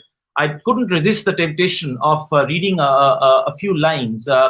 This is you will immediately recognize Shakespeare over here, not Hamlet, but Shakespeare over here. This is also a celebratory event. Celebrating his birth anniversary. It was written, of course, as a result, as a kind of a reaction to the heat, but also to the fact that the government has already exercised and sent out an advisory over here about the heat wave and things like that. And people have been advised not to work, especially heavy people who work, in like construction sites and other places. And I saw exactly that happening very close to where I live. So, I just wrote a few lines with which I lead into Ashokda's comments today. Fear no more the heat of the sun, although in surly solitude he rages. Thy task of dying at daybreak done, the hearth of heart sold for paltry wages. Golden sweat and swoon and trust of cinder weepers shall be consigned to dust. Without further ado, I would like to formally introduce Ashok Vishwanathan, who is a multiple national and international award-winning filmmaker, and who is currently Professor and Dean at Satyajit Ray Film and Television Institute, Kolkata. He has directed more than 150 film projects, including feature films, documentaries, shorts, and television shows. He has been the chairman of the Jury National Film Awards on 2 occasions. Vishwanathan has been a visiting professor at Tufts University, Boston, and Monmouth University, New Jersey. An active director, playwright, and drama translator. His recent writings include Ikattar Ki Larai and Shakespeare in Venice, both 2021 productions. Vishwanathan writes regularly in mainstream media as well as in academic and literary journals like Lens Light, London Miscellany, and Take One on film and theatre. And as I know very well, he's also an excellent poet. Ashokda, your comments on Mark's book. I'll take Hamlet's advice and be brief, because that is the advice that he would probably give to his players. I will comment on Mark's book, but I'll use that as a kind of a sounding board for what I have to say, which might be a kind of an antithesis to what Mark has written. By antithesis, I do not mean opposite, because that is a mistake that people make when they quote Hegelian dialectics. The antithesis is an offshoot, need not be the opposite. I'll begin by saying, as I did in my comments before this discussion, that Mark's book is very significant because of its openness, because of its embracing of ambiguity, as it were, because of his realization of the fact that Shakespeare in his plays and in all his plays hardly gives any stage directions, except for the exit, the exeunt, and things like that, which means that he wants the realizer, the director, the metteur en scène, as it were, to interpret these plays in his or her own way. And I think Mark's book is positively scintillating because it celebrates the depth and diversity, not of regional, I'm not going to use that used and much as used word, but the depth and diversity of a plural society. And what society can be more plural than the Indian society? Truly plural, with so many languages and cultures and dialects and dialogues and controversies and dreams. Therefore, my overall comment on the book, which is definitely about cinematic adaptations of Shakespeare in world cinema, is that it is a book that is so open that it leads on to so many things. It opens the door, as it were. If I may quote from Harold Pinter, he would say that there is the door outside, the unknown, which we don't know.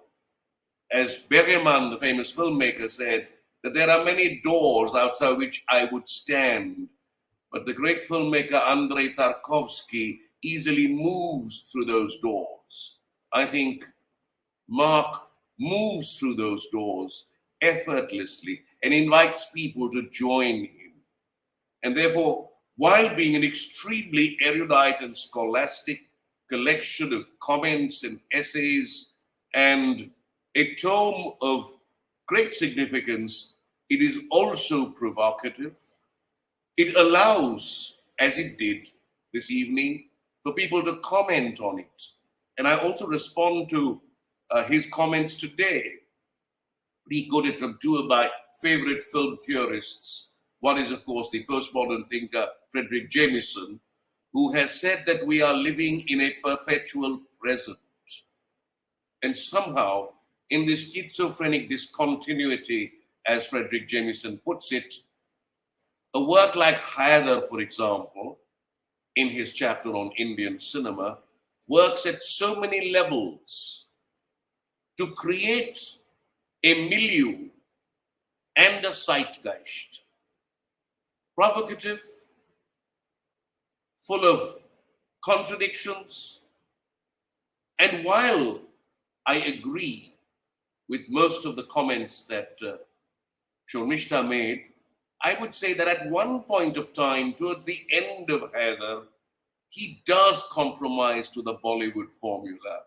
You know, in the denouement, as it were, it seemed a little over the top, meaning hyperbolic, if I may put it that way, conventional. And the way it ended didn't please me one bit, although it was extremely brilliant and adroit in its use of the rudar, in fact, the ruh, or the soul, as we call it. I mean, he didn't have a Hamlet's ghost, but he had a man who was possibly in the same jail as the father of Hamlet, and who became a kind of kindred soul.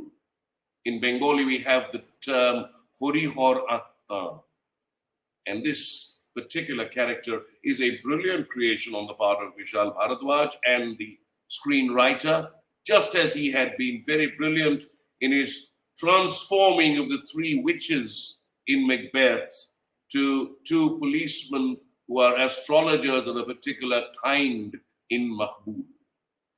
To come to adaptation, I would say that adaptation works at several levels. Mark has quoted from Dudley Andrew, the other great film theorist, who has this extremely interesting book, which is, of course, a preliminary book on film theory and on advanced film theory. The adaptation in the case of Shakespeare, more often than not, and it happens in theatre also, Amitabh Da gave a very brilliant exposition on the way Kolkata's Hamlet, a play, treated elements from Hamlet. Adaptation works best when you take the liberty, if you can. And I'd like to quote from Kozintsev's Hamlet, Kozintsev and Shapiro's Hamlet of 1964, which as a filmmaker myself, I find extremely relevant so far as world cinema is concerned, because it created a milieu, a zeitgeist. The spirit of the times came through, and a Weltanschauung, or a worldview. And the portrayal of Hamlet by the great Innokenty Smoktunovsky was one that was not really European in character, as it were. So I have no quarrel with the view that a non-Eurocentric Shakespeare can work wonders. Here, the translation from the, original English, Shakespearean English to the Russian was done by Boris Pasternak, who also wrote the subtitles for the film, which, of course, we read and we understand. And just as Professor Amitav Rai rightly pointed out, that an English text becomes a Bangla text, and then again an English of that Bangla makes it all the more interesting because so many resonances come in. So also in this particular adaptation, it is so beautifully visual. Even if you don't read the subtitles, the sounds of the Russian language, the way the image and the sound have been merged in a magnificent mise-en-scène, really transports one somewhere else. And of course, the music by Dmitri Shostakovich contributes to a great extent because Shakespeare is himself so musical. And I will be tempted to quote from Hamlet, of course, the famous soliloquy that everyone has spoken of and is speaking of from Act 3, Scene 1, to be or not to be. That is the question. Whether it is nobler in the mind, and so on, brings you not only an emotional matrix, as Shormishta pointed out, it talks about whether one will exist or not exist. Because if one is active, then one has to fight. And in that fight, one may perish and embrace death. But the reason why Hamlet vacillates, Laurence Olivier's Hamlet begins with the catchline, Hamlet is the story of a man who could not make up his mind. While that might seem frivolous and facetious, it is a fact that the vagaries of death, the fact that death is unknown, it's the country where no traveler has gone. That makes one refrain from actually taking action, which would lead to that death. And he goes into another very interesting philosophy when he says that when you sleep, you may dream, but if you are dead, which is a kind of perpetual sleep, who's to say that there is no dream? And you don't know what kind of dreams you would experience in your death. And therefore, the key line in that particular soliloquy is that conscience does make cowards of us all.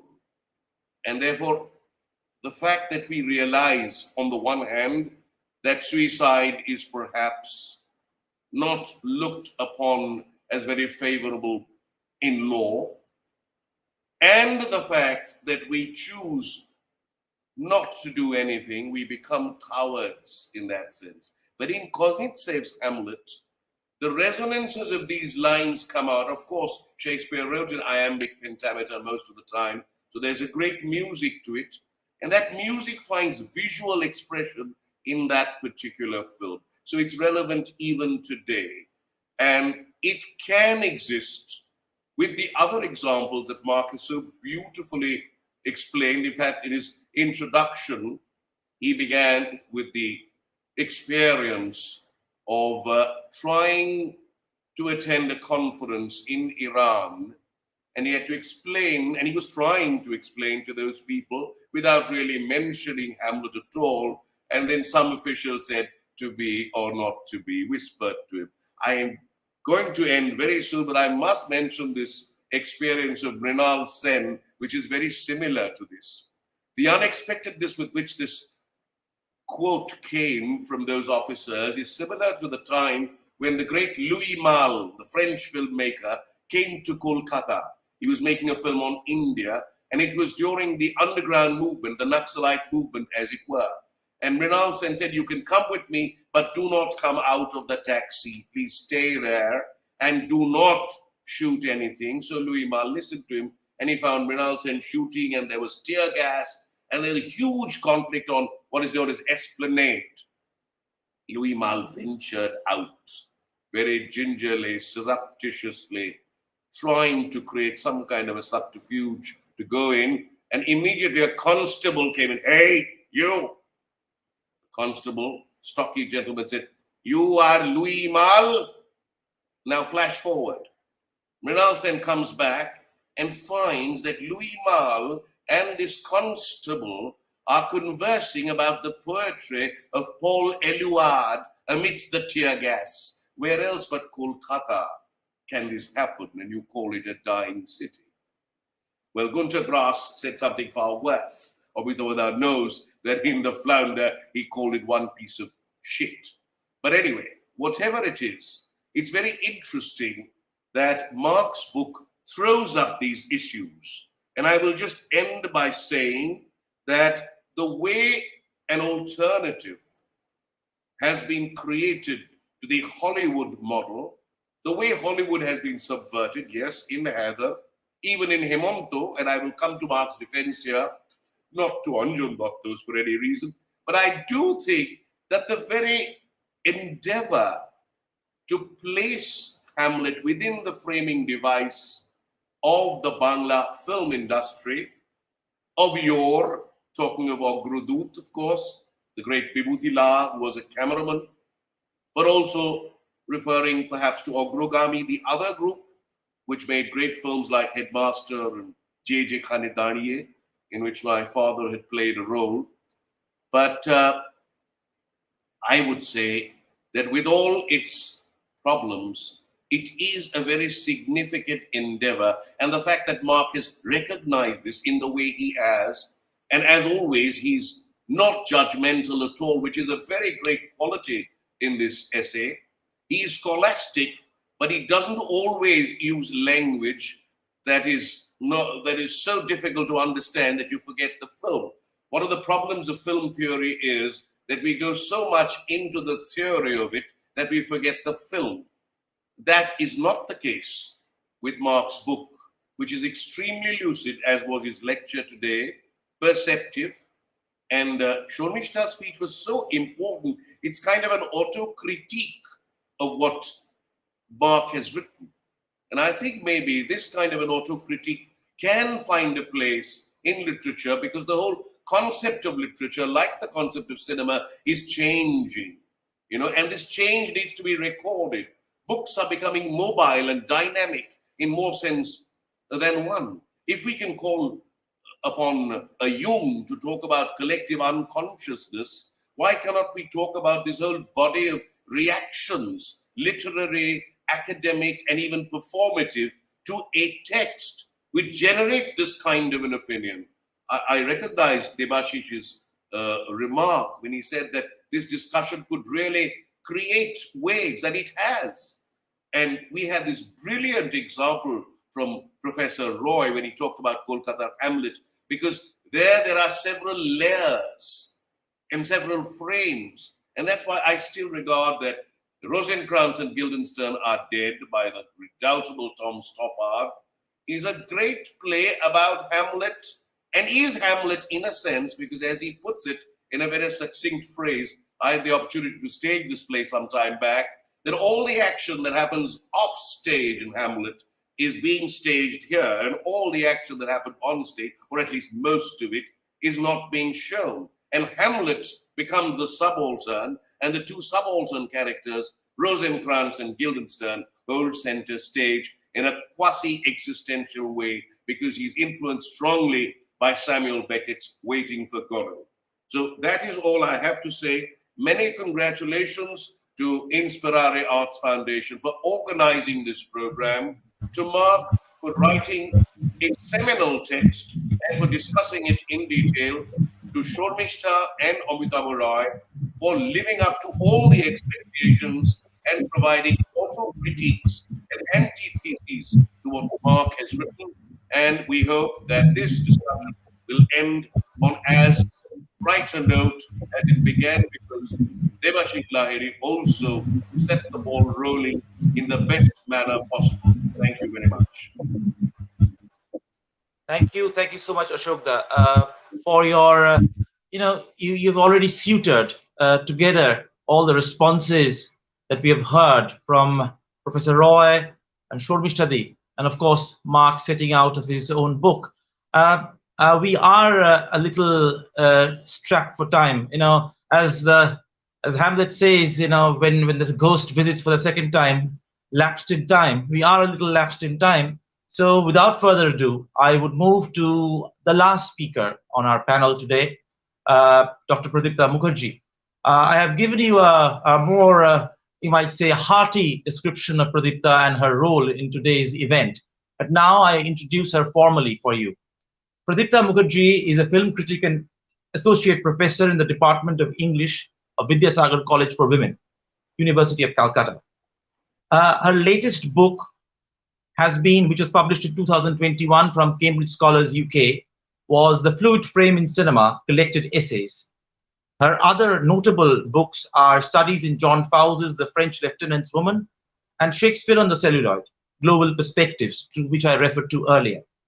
She's also the co-author of Tragic Survivals, From the Hellenic to the Postmodern, and co-editor of the volume The Diasporic Dilemma, Exile, Alienation, and Belonging.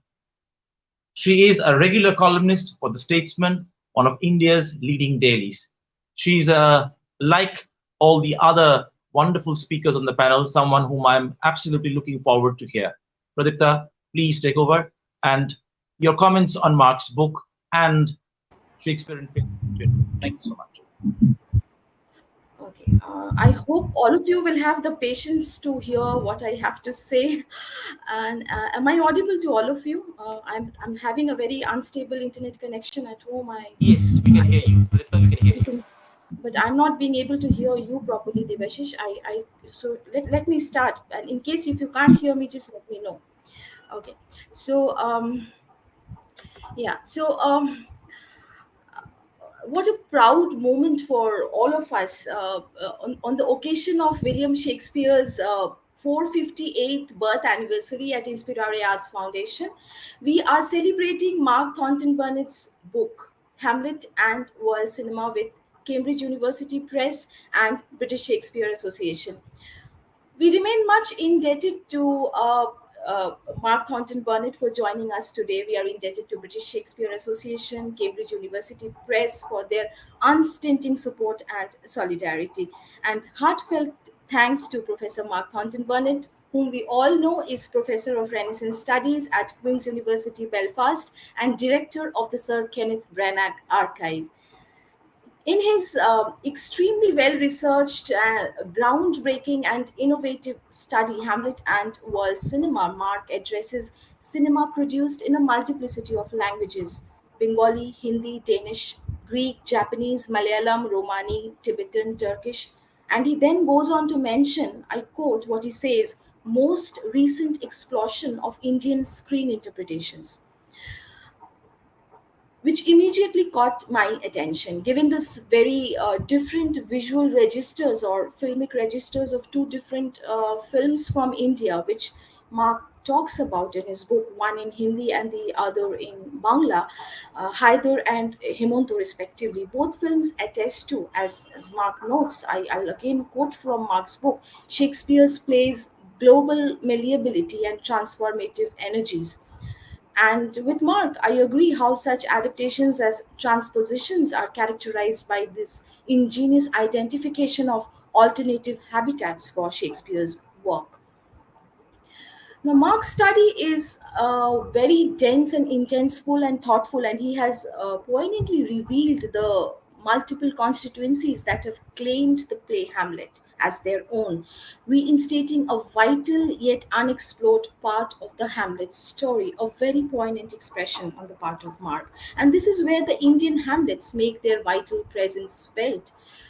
Our very own Anjan Dotto from West Bengal comes in with his daringly self-conscious and sleek Bengali Hamlet, Hemonto, that gives real evidence of its postmodern intertextuality and reveals the strong presence of non-Anglophone Hamlet, which is the major focus of Mark's book. Now, in this kind of contemporary Bengali recontextualization of Hamlet, a strong local dialectic is at play, and I'm sure Mark would agree with me that the aim is not authenticity or entirely fidelity to Shakespeare, but rather the move to contemporize Shakespeare into one's own culture and one's own current concerns. Here, global has collapsed with the local to form the quote unquote glocal, and there is this constant intersection of the local and the global. This suggests the effects of globalization, digital technology, the movement from single screen theaters to the multiplex, and the popularization of Shakespeare. And Douglas Lanier, because Mark Thornton Burnett was referring to Douglas Lanier in his introduction today. Douglas Lanier has written extensively too on the popularization of Shakespeare during the turn of the millennium in Shakespeare and Modern Popular Culture, published by Oxford University Press. So, such localization of cinema also declares, I think, the end of cultural imperialism, as Professor Ashok Vishwanathan was also, saying that this kind of it declares the end of cultural imperialism and also challenges Hollywood's global domination of the film industry. Films like Haider and Hemonto, Karma Yogi, they speak to the audience from their cultural positions. One needs to take into account the national and regional and cultural diversity of India. And we respond from our own subject positions. And the stance of Mark's book, whether it's Shakespeare and world cinema or Hamlet and world cinema, he means to say that Shakespeare is not only Englished and Americanized, there is this conscious decision to move beyond an Anglophone focus to non Anglophone registers, to focus on a multinational, global, or dispersed bard who is seen to replace an English bard. And Mark reminds me so much of his book, Filming Shakespeare in the Global Marketplace. I have read it. As Marx states, Hamlet is made to speak in and to a variety of locales, and he talks of the play's maneuverability, its capacity for commenting on local situations and ideologies that run along asymmetrical lines. Hemonto and Haider tell us not just about the astonishing nature of Shakespeare's adaptability, but alert us to the fact that Shakespeare is present in these movies through use of allusions, ironic citations, pastiche, parody, and largely intertextuality. We can put it this way, I think, that one is almost taken aback by their surprising affinity to Shakespeare. It is not just Shakespeare's Hamlet, which exists as an intertext in Haider, but also the Kashmiri Night of Bashrat Peer's Kashmiri war memoir, Curfewed Night, detailing the realities in insurgency ridden conflict driven Kashmir in the 1990s. And the Urdu poetry of Faiz Ahmed Faiz are used as intertext, as Professor Shomishta Panja was also talking about. So it helps Haider to intertextually interrogate, quote unquote, Bollywood, a very contested term, a very pejorative term, and it also helps to, I think, enhance the transcultural appeal of, quote unquote, Bollywood. Such new age non Anglophone Shakespeare filmmakers have invited audience to look at Shakespeare's plays in challenging new ways. And how do we look at Haider? As an espionage thriller, as a mainstream Bollywood film, but so different in its subversion of established notions of Bollywood, as our esteemed speakers have been talking about this evening? Or do we see it as a social realist, partially documentary drama which speaks of Kashmir as a valley of gloom and death, foregrounding the larger political discourse of the nation? Heather draws attention to these histories of violent conflict and border crossings, contestations surrounding the tropes of lost homes and homelessness, exile and belonging. And for all of us, the film is a humanist response on the Kashmir struggle. This is the hybrid nature of any appropriation that makes way for an interesting cultural dialogue between the film text and its literary precursor or other sources.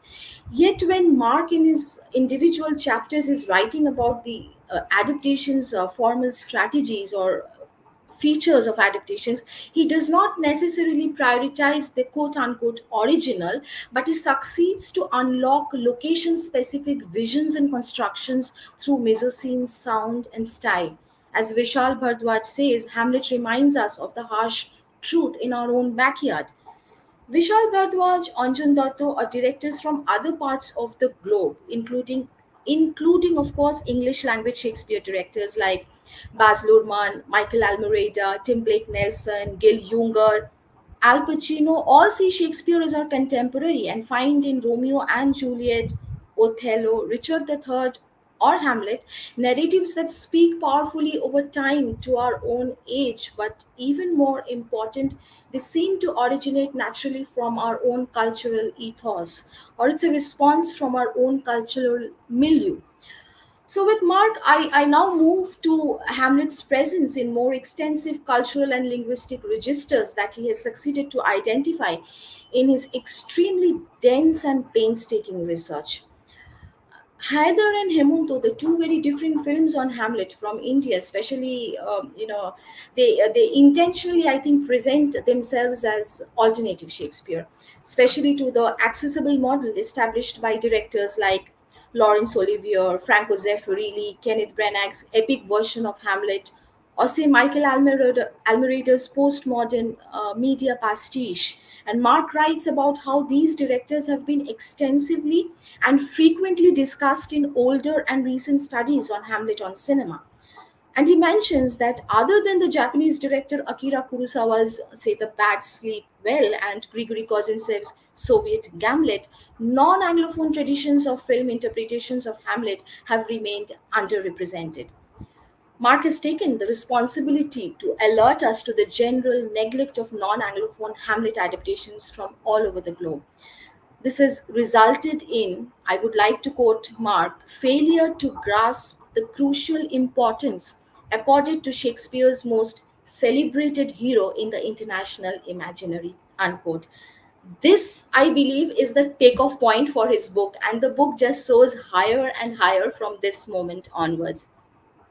Coming to Anjan Datta's Hemonto, Shormishta Di may not completely agree with me, but this is entirely my interpretation or reading of Anjan Datta's Hemonto, that it presents metafilmic modes of seeing, remembering, and constructing meaning out of Shakespeare's text. In Hemonto, the modernization is quite ingenious and stylish. A key idea which Anjan Datta shares with, say, a director like Michael Almereyda is in both their films, it seems that the sensitive, creative young people are trapped in a prison which thwarts their creativity and individuality, whether it's Parambrata Chatterjee's Hemonto or Ethan Hawke's Hamlet. I completely agree with Mark when he says how the film subscribes to Bengali art and literature, its rich cultural legacies, as antidote and bulwark against a corrupting modernity, invoking subtle allusions to Ritik Ghatak and Satyajit Ray from Indian parallel cinema in Hemonto's Mizo scene. And Mark has identified those scenes precisely, particularly in a film which has a Tollywood film industry as its setting, and a film which foregrounds a giant film conglomerate, Ogrodut, based in Kolkata, a city where I live. And Mark mentions Kolkata as a dying city, but he also mentions Kolkata in the same book as a city of culture, as a city of palaces. So, this is a city where I live, and we have Mark's very keen and observant eye speaking here. So, but in my interpretation, the Gertrude figure in Hemonto, that is played by Gargi Roy Chaudhary, as an aging female actor and love interest of Kollan, that is the Claudius figure, and Gayatri is also Hemonto's mother. The subtle, passionate psychosexual dynamics of Gayatri and Hemonto often take center stage, reminding us so much of Mel Gibson and Glenn Close dynamics in Zeffirelli's Hamlet. Mark talks of a homoerotic affiliation and that takes center stage in Hemonto, but in my opinion, I think the Oedipal mother son relationship is prioritized too, and Gayatri Hemonto and Ophelia or Olipria Hemonto relationships are not entirely marginalized or pushed to the sidelines. If the primary axis identified by Mark is Hemonto and Hirok, the Horatio figure, who is Hemonto's half brother and friend, and Yuri, Hirok's gay partner, and such an axis is noted for an allied, entangled nexus of sometimes sublimated and sometimes open sexual energies and rivalries. then the other two axes, despite lesser screen time, would be, in my interpretation, Hemonto and Gayatri, Hemonto and Olipriya. Mark mentions a gay subject position, but I think Gayatri's point of view and Olipriya's point of view contribute significantly to the creation of meanings in Hemonto. Despite technological mass media and communication revolutions in the present decades with retrospective effect, if we bring into perspective other Hamlet films, because Hamlet, as we all know, is the world's most frequently filmed text. Say, if we think of Mel Gibson's star or Franco Zeffirelli's Hamlet again, we see that Zeffirelli gave us a kind of historical film in the form of an action blockbuster. And Mark talks about several genres of adaptations in his new book, including crime drama, urban thriller, corporate parody, comic fantasy, and martial arts epic. In his book, Mark pursues a methodology. I would not call it a regional methodology, and he speaks of how each film's representational strategy affirms its regional agenda. Coming to Vishal Bhardwaj's Haider, there is a complex visual grammar at work, and there is poetry in its landscape, poetry in its soundscape, the reverberating ghazals of Faiz Ahmed Faiz, how the three films from India engage in an intimate dialogue with the Shakespearean text, and how each film uniquely mobilize sound, sense, and image and necessitate an attuned absorption in music, score, look, language, poetry, and literary tradition. I agree with Mark. I would like to add that the poetry in Haider is brilliantly translated to its visuals. In any adaptation, there is this locus of historically illuminating retroactions between not just literary and film texts, but also film texts and, say, theatre productions that Professor Amitabh Rai was talking extensively about today. Theatre productions like Bratto Boshu's Hemlat, Oshit Boshu's Kolkata's Hamlet, or Bibhas Chakraborty's Hamlet for Hemonto, and Bashrat Pier's war memoir journalistic writing from Curfewed Night or Faiz Ahmed Faiz, or even Mehdi Hassan and Gulzar in Haider, articulating their indigenous creativity, their cultural identities and anxieties. But the film Haider was also critiqued for not representing the plight of Kashmiri Pandits. The protagonist in Haider is a Kashmiri Muslim, so it was critiqued for not representing the plight of Kashmiri Pandits. And the controversy surrounding the ancient historical Martin Sun Temple in Kashmir, which is represented as the den of the devil, and a section of Hindus launching an attack on the film for hurting religious sentiments of the Hindus. So when Mark mentions, he looks at that he's looking at the historical situatedness of a film text and the nexus of factors like regional self-assertion or political protests or even commercial imperatives or parameters, I find that approach brilliant. That approach is very insightful. And Mark is able to nail down that two-way struggle, that multi-layered approach, with points of contestation, as he seeks to explain how the source and the film adaptation, they reinforce and complement each other, and how these Indian adaptations open up a dialogue with poets and artists from their region-specific locales. With these few remarks, I conclude my talk in today's webinar and once more congratulate Professor Mark Thornton Burnett for a fascinating and groundbreaking study, enhancing the Shakespeare on-screen debate further, drawing our attention to the much unexplored non-Anglophone Shakespeare transcreations from all over the globe, and opening up fresh avenues for further research. Thank you very much. Thank you, Pradipta. Thank you. That was a rather comprehensive roundup, an analysis of Mark's trajectories, Mark's, you might say, intentions in the book.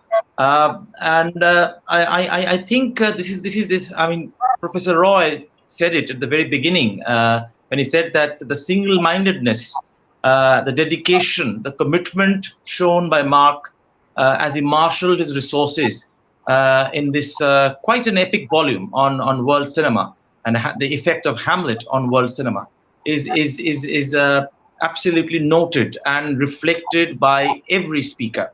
Mark, before I go to closing comments, and I think you want to respond to the two questions that Shormishta put. Maybe you should answer those questions at this moment. Well, thank you so much, Debashish, and thank you to all the contributors today. Thank you to yourself. Thank you to Professors Pradeepa Mukherjee, to Ashoki Viswanathan, to Shrimasta Panja, to Amitav Avoy for the really fascinating, outstanding, scintillating, and inspiring comments. I'm so grateful, and I'm so humbled, and I'm so in all of your debts. To reply to the excellent question, yeah, Shormishta, I think To Be or Not to Be is foregrounded in both of the adaptations that you were talking about. In a sense, it's always the challenge for the director, isn't it? How on earth are we going to do To Be or Not to Be in yet another adaptation of Hamlet? What is the new take that we can pursue on this most famous of all soliloquies? And in a sense, I think in Hamanta, in the Bengali adaptation Hamantu, To Be or Not to Be is downplayed. It doesn't occupy center stage. It's almost pushed to the sidelines in a small room in a surprising scene that is very low key and not grand or declaratory in any sense. In a way, it's Arjun Dutt purposefully muting that expectation on the part of the audience is that the soliloquy is going to take center stage. But by contrast, in Hader, To Be or Not to Be, in a sense, becomes the whole film. We get multiple versions of it. It's spliced in 6 or 7 times in various bits from various characters. And in another way, I suppose it becomes a kind of mantra or watchword for the film itself, to be one thing or to be another thing, which of course is refractive of the political situation that is the film's subject.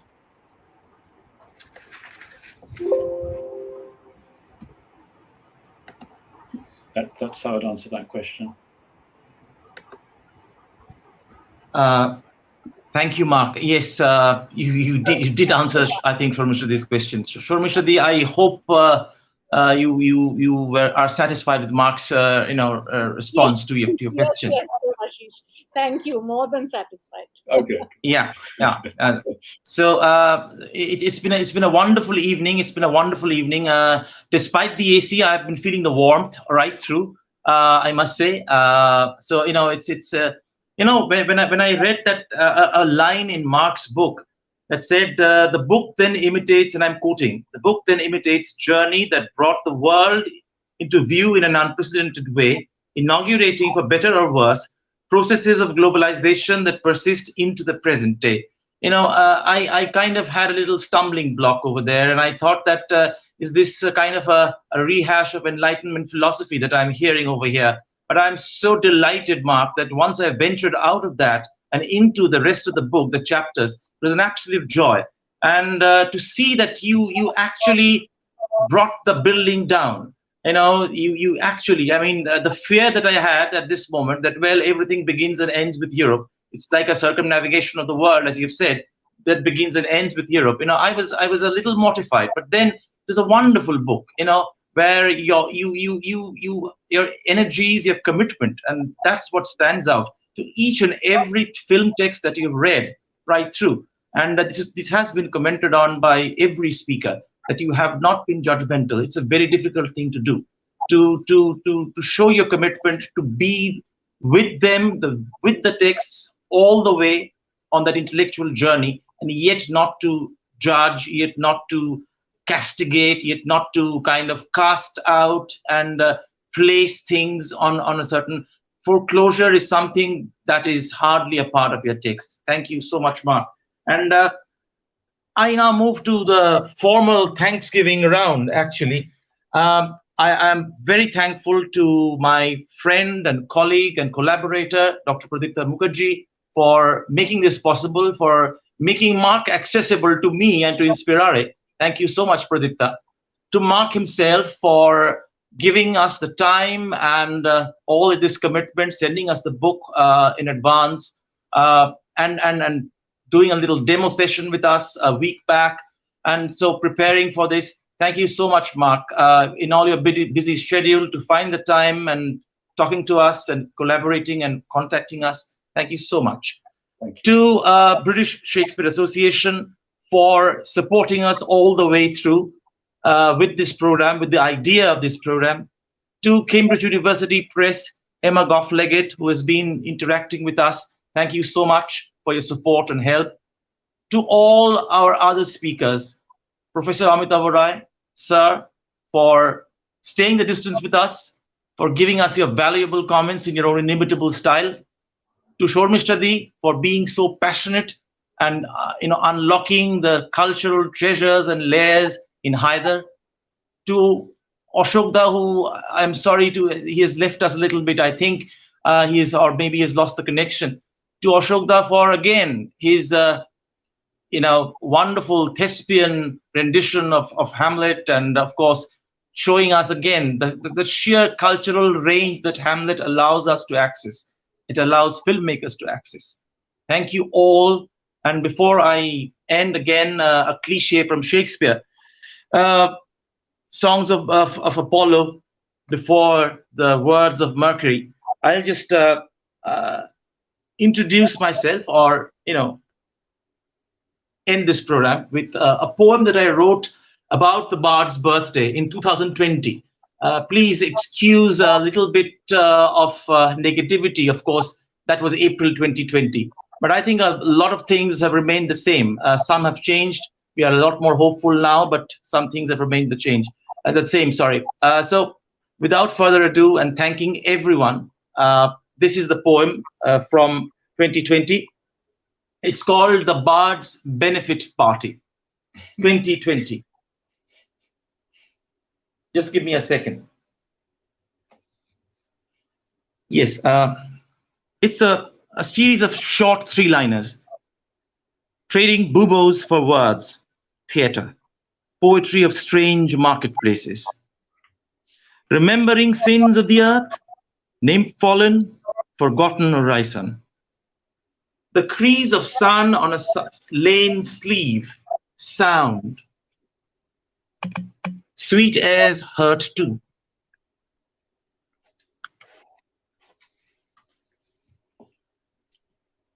One face, a million shredded television screens, a tin of compact, lunatic, lover, poet. A dragonfly ebbs and flows by the moon.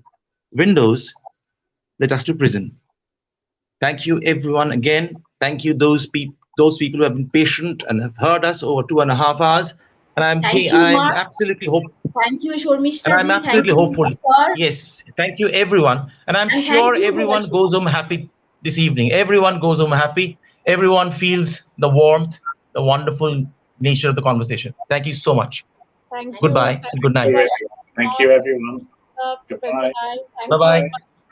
Goodbye. Goodbye.